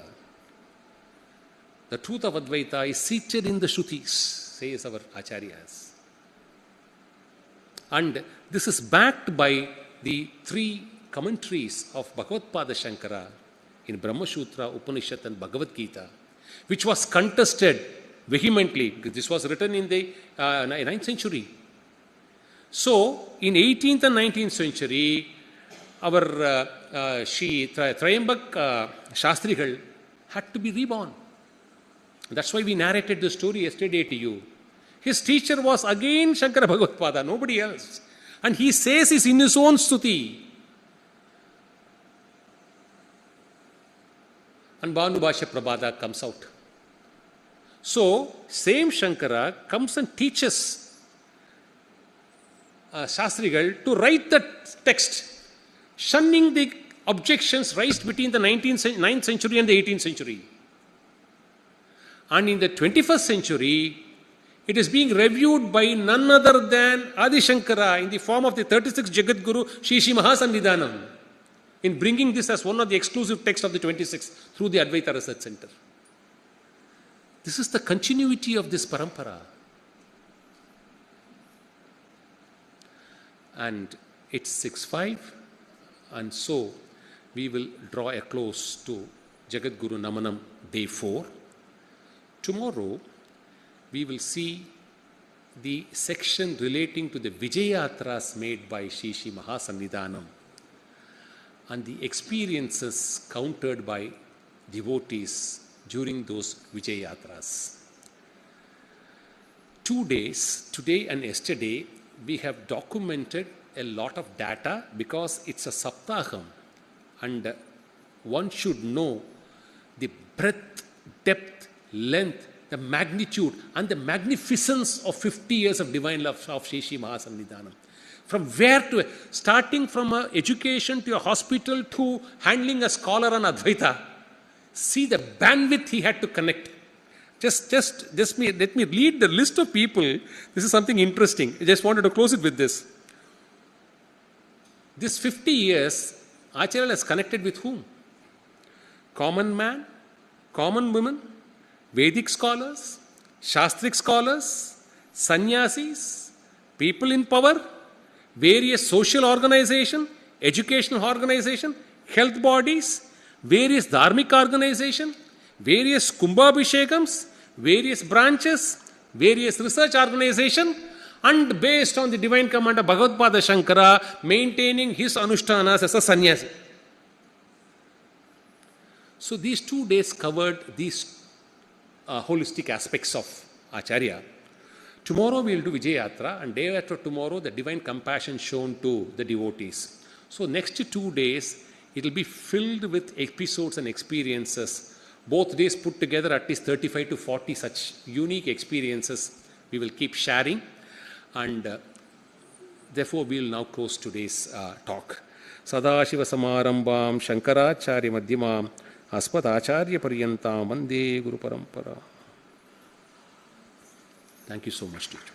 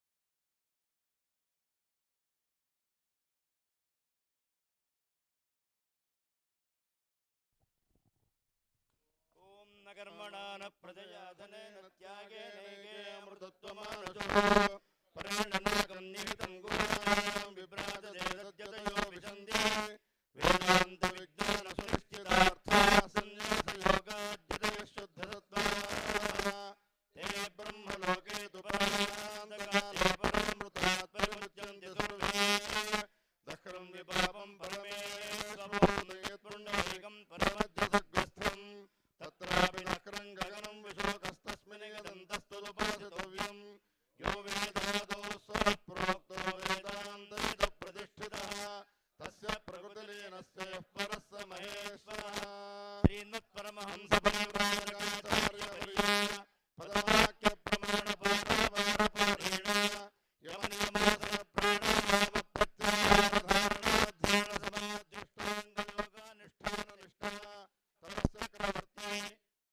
Gokul Dham में specially बीमार गौ माता की सेवा की जाती है। गौ माता के साथ साथ कुत्ते, बिल्ली, मोर, बंदर, कबूतर, नीलगाय, हिरण, सभी प्रकार के जीवों की चिकित्सा व सेवा की जाती है। और जितना भी जो गोधन सड़कों पर एक्सीडेंट होता है उनको गोकुल धाम में एम्बुलेंसों के माध्यम से लाया जाता है। गोकुल धाम में अभी वर्तमान में 13 एम्बुलेंसों की सुविधा है।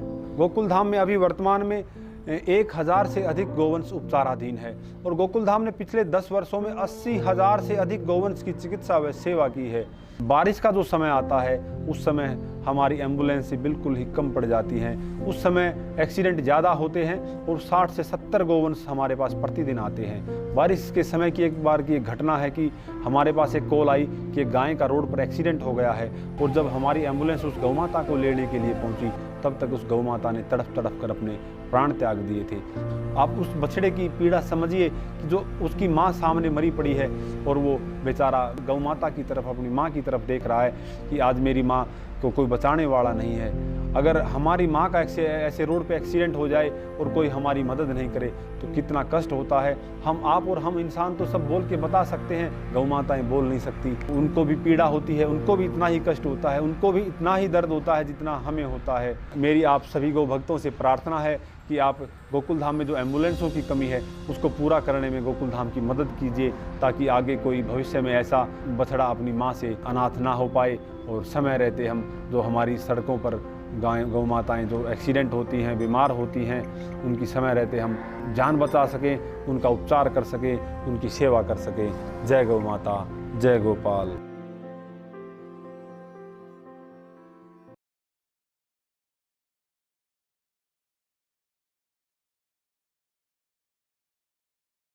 Do you know what will happen if you read one book every week? Let me share some 3 powerful benefits. First one, you will improve your knowledge and ability to solve any of your problem. Point number 2, you will reach top 1% doers. All successful people across the globe, they have one thing in common. They read books, they read books, they read books, especially non-fiction books. Point number 3, you will unlock magical power of your mind and attract ideas that will help you grow exponentially. But how to read one book every week? Average reader reads at 150 to 250 words per minute. However, speed reader reads at the speed up to 800 to 1000 words per minute. So far, I have helped thousands of people to achieve this goal. If you are a working professional, or a business owner, trainer, or coaches, or even homemaker, if you wish to achieve new heights by increasing your reading speed and retention ability, I'm inviting you to join my 6 days challenge, reading challenge. And you will be learning how to double your reading speed within 6 days, how to retain any information quickly and easily. And the third one, how to read one book every week. Just imagine if you read one book every week, 52 weeks, 52 books. And even if you pick up just 2 key takeaways from every book, you can transform your life. Additionally, you will develop powerful morning habit as a bonus. So please click the link below and register my 6 days challenge to see amazing results. So please click the link below and join. This is Dr. Manjunath. I'm a speed reading and mind performance coach. I'll see you inside my masterclass. Thank you so much.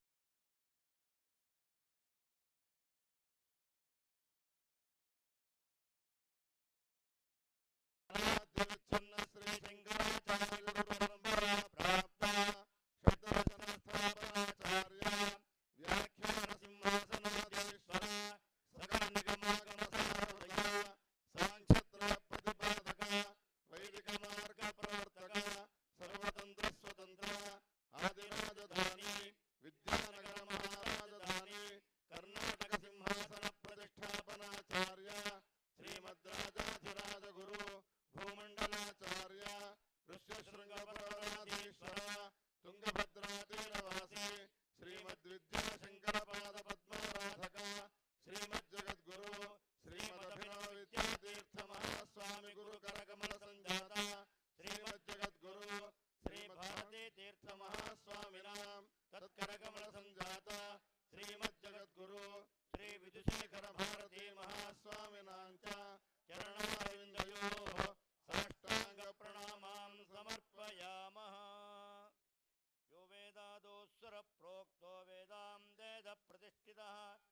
यस्य प्रकृतिलीनस्य यः परः स महेश्वरः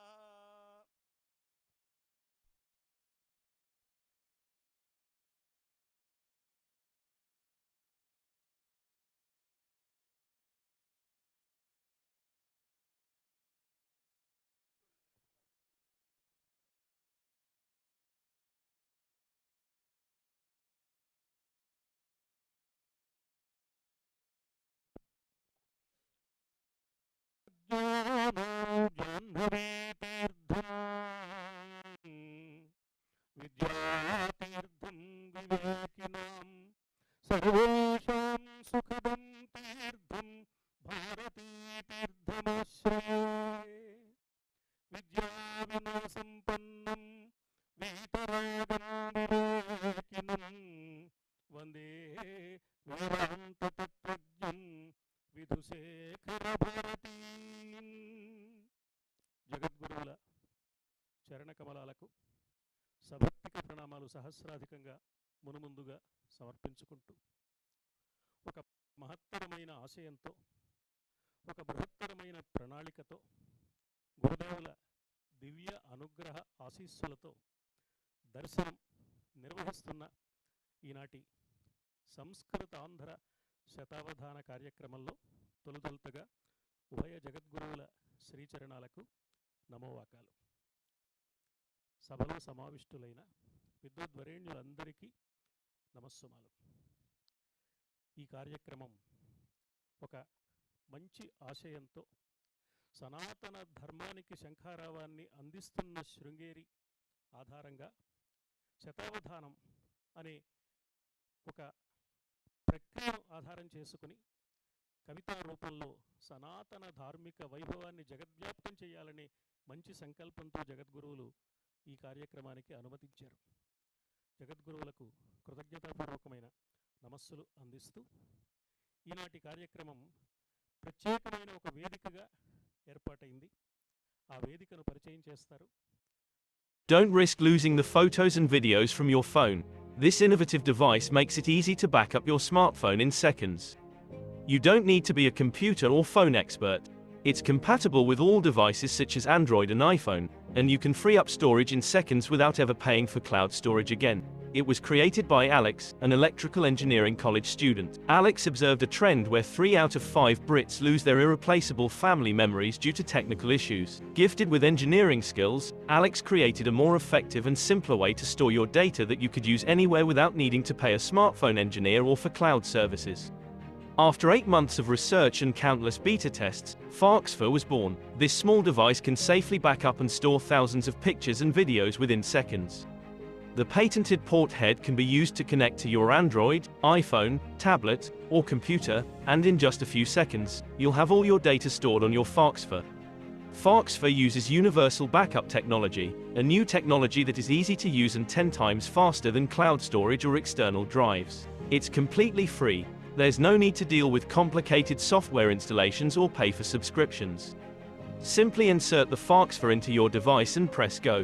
SANKARA works by searching through your system for pictures without copying duplicates. It takes your files and copies them onto this secure flash drive that you can keep forever and use on all your other devices. You can even use it to free up space on your phone's memory to run faster by transferring all your photos and videos. Transfer photos or videos from your phone to the SANKARA in seconds. Never worry again about losing family pictures, documents, or videos. Alex launched SANKARA in 2023 without marketing or advertising, and it quickly gained popularity through word of mouth. After going viral, SANKARA sold out within the first 3 weeks and quickly accumulated a waitlist of over 30,000 orders. The creators of SANKARA have since tripled their production facilities and are offering a 50% welcome back sale for a limited time. But you need to act quickly. This is a limited time opportunity while supplies last, and the price is set to increase at any moment. Want my advice? Don't risk losing your files. Claim your discount by clicking on the button below to get your 50% discount.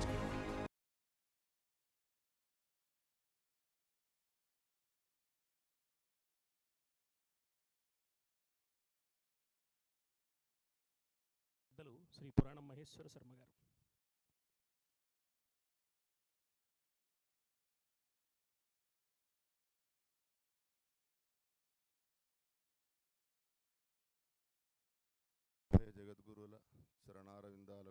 సాష్టాంగ ప్రణామాలను సమర్పించుకుంటూ మహాసన్నిధానం వారి సన్యాసాశ్రమ స్వీకార స్వర్ణోత్సవ మహాకార్యక్రమాలను పురస్కరించుకొని స్వర్ణ భారతిలో అంగంగా శతావధాన కార్యక్రమాన్ని నిర్వహిస్తున్న ఈ వేదిక మొదటి నాటిది విద్యాతీర్థ మహాస్వామి వారి వేదిక. ఔపనిషద సిద్ధాంతాన్ని స్థాపించిన జగద్గురు శంకరాచార్యుల వారి పరంపరలో మన దక్షిణాంనాయ సృంగేరి శారదా పీఠంలో మహాస్వామివారు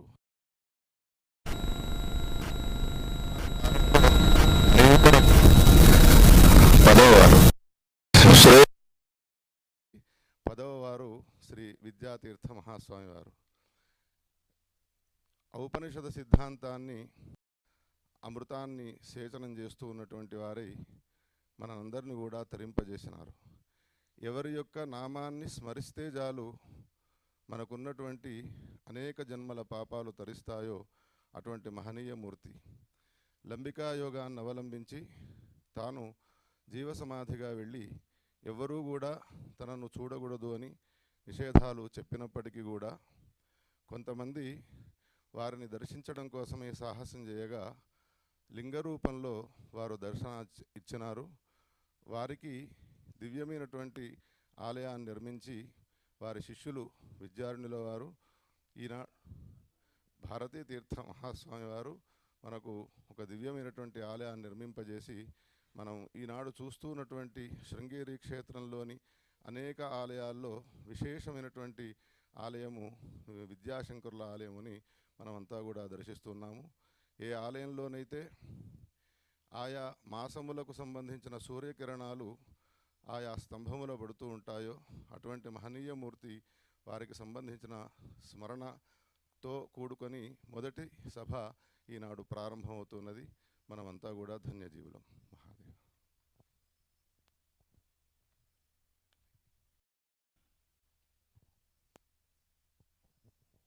ధన్యవాదాలండి. కార్యక్రమంలో ఇప్పుడు శంఖారావం శ్రీ గంటి నగేష్ గారు, అనంతరం కుమారి లక్ష్మీ మహతి ప్రార్థనా గీతం. లక్ష్మీ మహతి సిద్ధంగా ఉండవలసిందిగా కోరుతున్నాను. అయ్యా, శంఖనాదం వినిపించండి.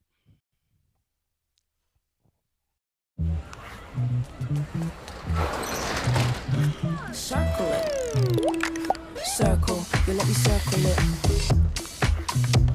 I can find anything if I circle it, so let me circle it.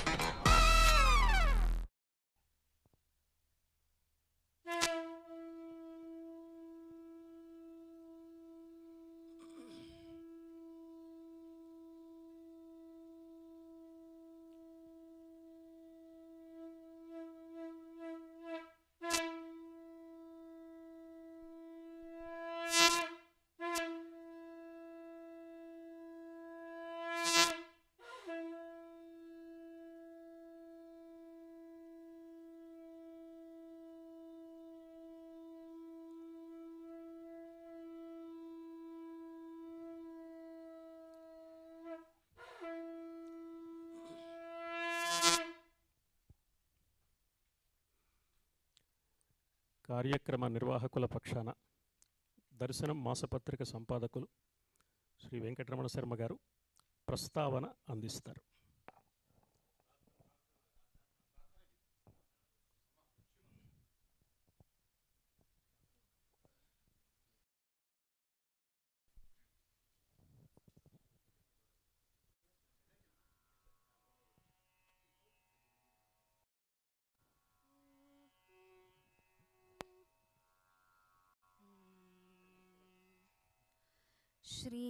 श्रीमद्गजास्य वाणी चरणयुगाम्भोरुहेषु मद्हृदयं सततं त्विरेफलीलां करुणामकरन्दलिप्सया तनुताम् श्रीमद्गजास्य वाणी चरणयुगाम्भोरुहेषु मद्हृदयं सततं द्विरेफलीलां करुणामकरन्दलिप्सया तनुतां शारदे करुणानिधे सकलानवाम्ब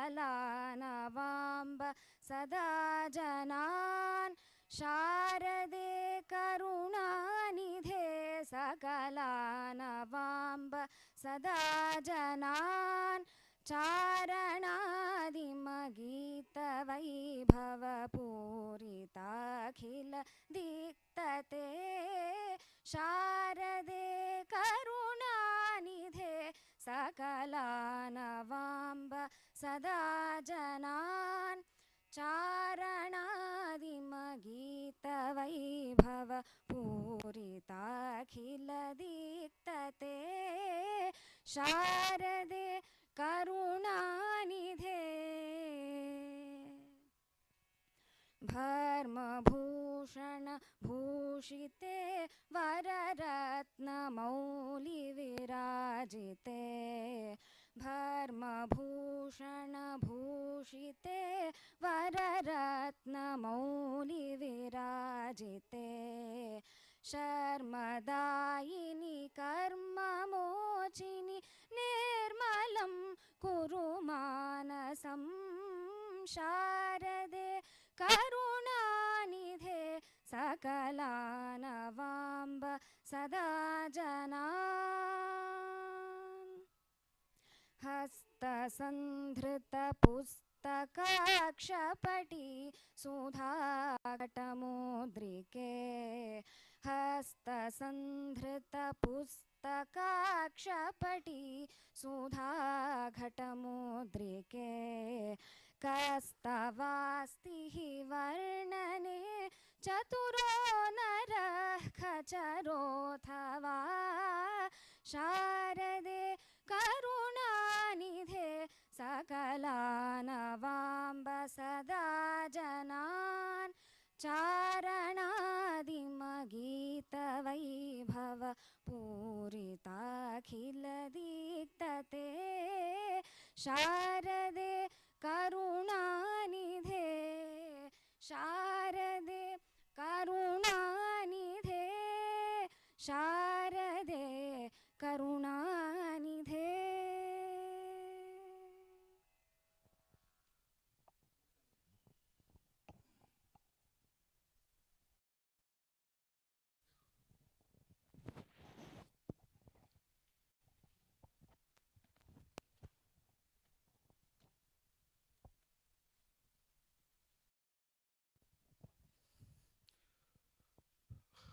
దక్షిణాంనాయ శృంగేరి శారదాపీఠం జగద్గురువులు శ్రీ శ్రీ శ్రీ భారతీ తీర్థ మహాసన్నిధానం వారికి జగద్గురువులు శ్రీ శ్రీ శ్రీ విధుశేఖర భారతీ సన్నిధానం వార్లకు సాష్టాంగ ప్రణామాలు అర్పిస్తూ ఈ జన్మకు ఇంతకు మించినటువంటి సార్థకత లేదని నాకు ఒక ఆనంద బాష్పాలుగా వస్తున్నటువంటి భావన.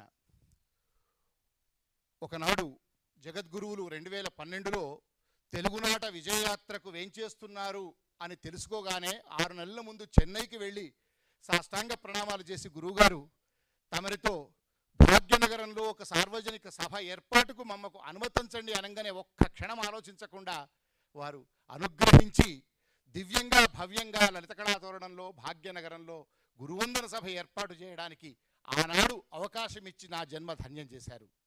దర్శనం పరివారాన్ని ధన్యం చేశారు.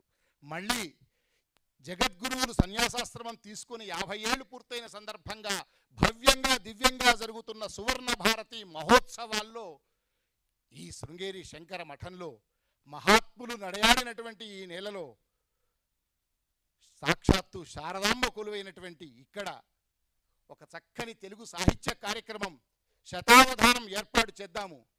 మా గురుదేవులు తెలుగునాట విచ్చేసినప్పుడు శంకరమఠంలో సంస్కృత శతావధానం, తెలుగు శతావధానం, నాచారంగుట్ట, అదేవిధంగా గజ్వెల్, గుంటూరు, కాళేశ్వరం అనేక చోట్ల గురువుగారు ఎంతో అవ్యాజమైన వాత్సల్యంతో తెలుగు భాషకే సొంతమైన అష్టావధాన కార్యక్రమాలను వారి సమక్షంలో జరిగి వారిని అనుగ్రహించారు. నా చిన్న పిల్లవాడిగా నాచారంగుట్టలో గజ్వెల్లో నాకు చూసిన ఆ జ్ఞాపకాలు, ఆ ఫోటోలు కూడా మొన్న చూసి పులకింకుతులయ్యాము. అలాంటి గురుదేవులు తెలుగు అవధానం పట్ల, తెలుగు భాష పట్ల ఇంత గౌరవము, ఇంత వాత్సల్యము మనందరి మీద కురిపించే గురుదేవుల సువర్ణ భారతిలో ఒక భక్తి పుష్పంగా శతావధానం కార్యక్రమం ఏర్పాటు చేస్తాము, అవకాశం ఇవ్వండి అని జగద్గురు విధేశేఖర భారతీ స్వామి వారికి సాష్టాంగ ప్రణామం చేయగా, వారు ఆనాడు చెన్నైలో ఏ విధంగా నన్ను అనుగ్రహించారో ఈనాడు విధేశేఖర భారతీ స్వామి వారు కూడా ఒక్క క్షణం ఆలోచించకుండా మేము మా తలంపులో అదే ఉంది, మీరు అదే సంకల్పం చేశారు, అద్భుతంగా చేద్దామని అనుగ్రహించారు. ఆనాడే నా జన్మకి ఇంక అవసరం లేదు అని భావించాను. అలా ఇక్కడ లలితాదిత్య శతావధాన శతధృతి 2 ఏళ్ల క్రితం భాగ్యనగరంలో సారస్వత పరిషత్తులో నిర్వహించిన జగద్గురువుల ఆశీర్వానుగ్రహంతో నిర్వహించిన ఆ సభలో వారిని సన్మానించి శతావధాన శతధృతి బిరుదుతో సత్కరించుకున్నాం. అంతకు ముందు వారు అమెరికాలో ఏరోస్పేస్ ఇంజనీరింగ్ సాంకేతిక విద్య చదువుతున్న సమయంలో అపారమైనటువంటి తెలుగు భాష, సంస్కృతం భాష పట్ల వారు ప్రావీణ్యం సంపాదించుకున్నారని తెలిసి వారిని అభ్యర్థించి రవీంద్ర భారతిలో ద్విగుణిత అష్టావధానం జగద్గురువుల అనుగ్రహంతో ఆ రాజు ఏర్పాటు చేసినప్పుడు 2000 మందికి పైగా విద్వద్వరేణ్యులు జంట నగరాల్లో ఉండే 2 రాష్ట్రాల్లో ఉండేవాళ్ళు ఆనాడు కరతాళధ్వనులతో ఎప్పుడూ రానంత ఆనాడు విద్వాంసులు పాల్గొని ఆ కార్యక్రమం చాలా జరిగింది. వెంటనే దక్షిణాంనాయ శృంగేరి శారదాపీఠం నల్లకుంట మఠంలో మళ్ళీ శ్రావణ పౌర్ణమి రోజు ఏర్పాటు చేసుకున్నాం. ఆనాడు అదే పరిస్థితి. మళ్ళీ సైనిక్పురి శంకర మఠంలో మరొక అష్టావధానం ఏర్పాటు చేసుకున్నాము. వారు ఇక్కడ రాజీవ్ గాంధీ సంస్కృత విద్యా పరిషత్తులో విద్యాభ్యాసం చేస్తున్నాడని తెలుసుకొని నేను ఒక గురు పౌర్ణమి రోజు వచ్చిన రోజు లలితాదిత్యతో కలిసి వారు రోజు తమరి దర్శనం చేసుకుంటున్నారు. ఆ రోజు వారితో కలిసి తమరి సమక్షంలోకి వచ్చి గురువుగారిని వారి యొక్క శతావధానం అద్భుతంగా నిర్వహించామని చెప్పగానే 5 భక్తి పుష్పాలు, పద్య పుష్పాలు తమరికి సమర్పిస్తుంటే ఆనాడు మీరు చిరునవ్వుతో చూపించిన ఆశీర్వానుగ్రహం నా కళ్ళకు ఇంకా కనిపిస్తుంది. అక్కడి నుంచి ఆ పక్క నుంచే విధుశేఖర భారతీ స్వామి జగద్గురువు గారు కూడా చూసి వారు అనుగ్రహించారు. ఆనాటి నుంచి ఈనాటి దాకా ఇవాళ ఇంత గొప్పగా తెలుగువారంతా గర్వించే ఒక విద్వన్మూర్తిగా, శాస్త్ర పండితుడిగా ఎదుగుతున్నటువంటి లలితాదిత్య శతావధానం భాగ్యంలో నిర్వహించి దక్షిణాంనాయ శృంగేరి శారదా పీఠాధీశ్వరుల యొక్క సువర్ణ భారతి ఈ మహోత్సవంలో మళ్ళీ శృంగేరి శారదామఠం ఈ సచ్చిదానంద విలాస్లో ఈ శతావధానం నిర్వహించుకునే భాగ్యం మా దర్శనం పరివారం మొత్తాన్ని పునీతం చేసింది. మేము బతికున్నంతకాలం గురువుగారు జీవితాంతము కూడా ధర్మ మార్గంలో ధర్మంగా జగద్గురువుల సేవలో పునీతమయ్యే భాగ్యాన్ని అంతకు మించింది మాకు లేదు. మీరు కల్పించాలని ప్రార్థిస్తూ గతంలో అవధాన విద్యా పరిషత్ అనేటువంటి సంస్థ ద్వారా మా అన్నయ్య దత్తాత్రేయ శర్మ గారి ఆధ్వర్యంలో ఇక్కడే సుధన్వ, సాహిత్ వీళ్ళంతా ఉన్నారు. 10-15 మంది యువ అవధానులు వారి బాటలో తయారయ్యారు. ప్రతి సంవత్సరం శిబిరం పెడుతున్నారు.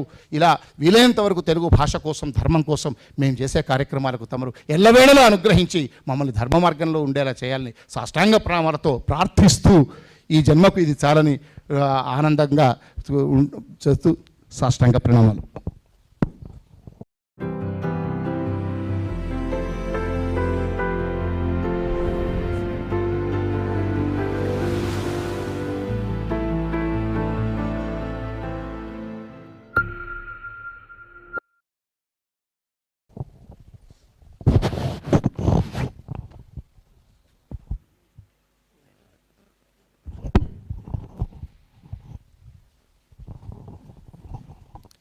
అంతరంగం అక్షరమై వెంకటరమణ శర్మ గారు ఆవిష్కరించారు గురుదేవుల సన్నిధిలో. అవధాన కార్యక్రమం ప్రారంభం కాబోయే ముందు ఈ కార్యక్రమానికి నేపథ్యంలో విశేషమైన ప్రణాళికను సిద్ధం చేయడానికి సంయోజకులుగా శ్రీ మరుమాముల దత్తాత్రేయ శర్మ గారు చేసిన కృషి మాటలకు అతీతమైనది. వారు 2 మాటలు తెలియచేసి నేటి శతావధాని శ్రీ గన్నవరం లలితాదిత్యను పరిచయం చేయవలసిందిగా కోరుతున్నాను.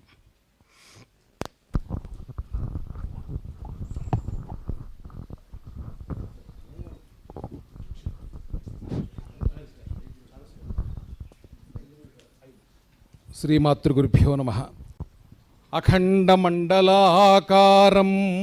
వ్యాప్తం యేన చరాచరం తత్పదం దర్శితం యేన తస్మై శ్రీ గురవే నమః. సద్గురు పాదాభ్యో నమః. ఒక 100 సురభిళాలను, పద్య సురభిళాలను గుదిగుర్చి లలితాదిత్య మాధ్యమంగా సువర్ణ భారతి సమయంలో తమరి కంఠసీమను అలంకరింపజేయాలనేటువంటి మా ప్రయత్నానికి మీ ఆశీస్సులు లభించడం గురువర్య మా జన్మ ధన్యమైంది, చరితార్థమైంది. ఇంతమంది విద్వత్ కవులు, పండితులు భాగ్యనగరం నుంచే కాకుండా ఉభయ తెలుగు రాష్ట్రాల నుంచి ఇక్కడికి విచ్చేశారు. వీరంతా కూడా ఆయా రంగాల్లో ప్రముఖులు అయినప్పటికీ కూడా ఇక్కడ అందరూ ప్రాశ్నిక వరేణీయులుగా కూర్చొని లలితాదిత్యను 100 రకాల ప్రశ్నలతో వేధించనున్నారు. ఆ ప్రశ్నల సమాహారమే అవధాన రూపంలో ఇవాళ సువర్ణ భారతిలో అవధాన భారతిగా రూపొందనున్నది.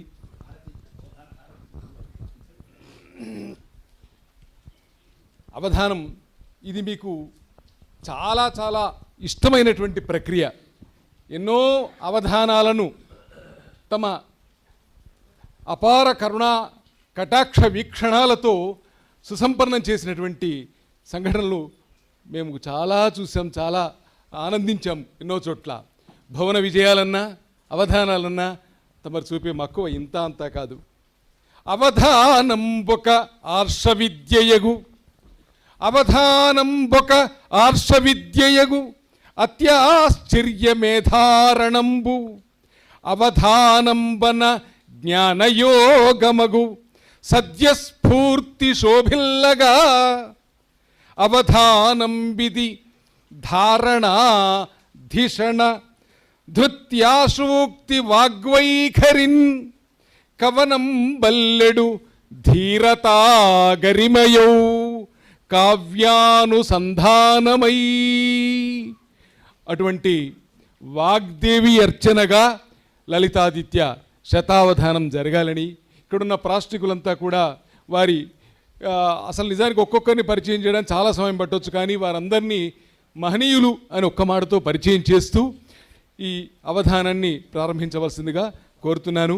లలితాదిత్య ఆయన అమెరికాలో పుట్టి పెరిగినటువంటి తెలుగు తేజకిరణం.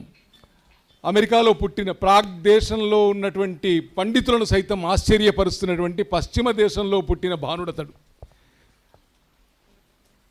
ఏరోనాటిక్ స్పేస్ ఇంజనీరింగ్లో ఆయన తన విద్యను, సాంకేతిక విద్యను పూర్తి చేసి కేవలం ప్రచార ప్రసార మాధ్యమాల ద్వారానే సంస్కృత ఆంధ్ర భాషల్లో దిగ్ధంతులైన పండితుల వద్ద అంతేవాసిత్వం చేసి వారి నుంచి అనేక విద్యా రహస్యాలను ఆకళింపజేసుకొని ఈ విధంగా చిన్ననాటనే ఆయన టీనేజీలోనే ఇంకా చెప్పాలంటే ఆ మూతి మీద ఇంకా మీసాలు మొలవని స్థితిలోనే వారు మహామహా పండితుల మధ్యన కూర్చొని అవధానాలు చేశారు. ఆ అవధానాల వివరాలని మా సోదరుడు చెప్పాడు కనుక మళ్ళీ చర్వీతచ్చరణం కావద్దని వాటిని చెప్పడం లేదు. ఇప్పటికే 4 శతావధానాలు 18కి 3 ఒకటి ఆన్లైన్ కలుపుకొని ఆన్లైన్లో లెక్క పెట్టట్లేదు మీరు. ఇది 4వ శతావధానం. 3 శతావధానాలు 18కి పైగా 19 అనుకుంటా, 19 మొన్న అనంతపురంతో కలుపుతూ 19 అష్టావధానాలు.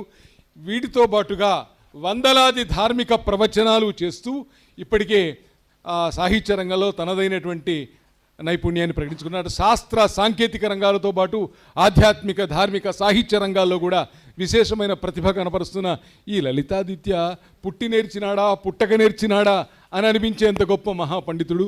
పోతన గారు పలికినట్టుగా పుట్టి నేర్చెను పుట్టక నేర్చెను అన్నట్టుగా అటువంటి లలితాదిత్య శతావధానం మరికొద్ది క్షణాల్లో ప్రారంభమవుతుంది. దయతో అనుమతించవలసిందిగా కోరుతున్నాను. సంయోజకులు శ్రీ దత్తాత్రేయ శర్మ గారు అవధాని శ్రీ లలితాదిత్యను సముచిత రీతిలో పరిచయం చేశారు. నేటి కార్యక్రమంలో విశిష్ట అతిథులుగా పాల్గొంటున్న పెద్దలు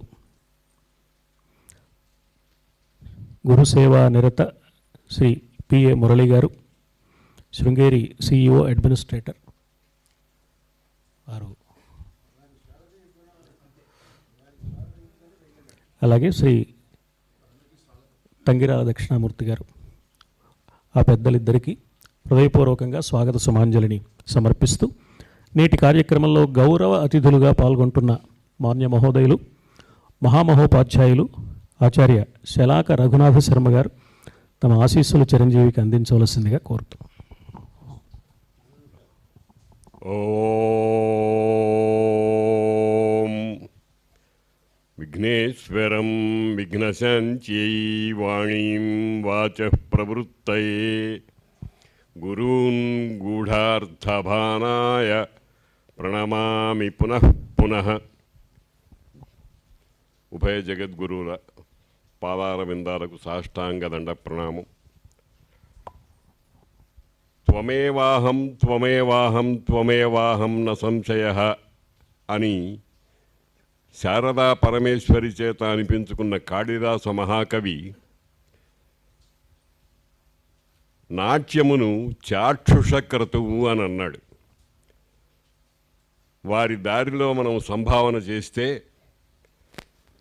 ఇటువంటి కవితామయమైన శతావధానాది కార్యక్రమాలు వాంగ్మయ క్రతువులు. అటువంటి వాంగ్మయ క్రతువుని జగద్గురువులు మొదటి నుంచి చాలా చక్కగా ప్రోత్సహిస్తూ చిన్న చిన్న దీపాలుగా ఉండేటువంటి వాటిని మహాకాంతి కిరణాలుగా తయారు చేస్తూ ఈ కార్యక్రమాలని ఏర్పాటు చేయటం అనేటువంటిది మనందరము ఇదేదో లౌకికమైన వ్యవహారంగా భావించవద్దు. ఇది వాంగ్మయ క్రతువు. క్రతువులో పాల్గొనగలగటం అనేటువంటిది ఎంతో పుణ్య విశేషం, ఎంతో గురువనుగ్రహం ఉంటే కానీ సాధ్యం కాదు.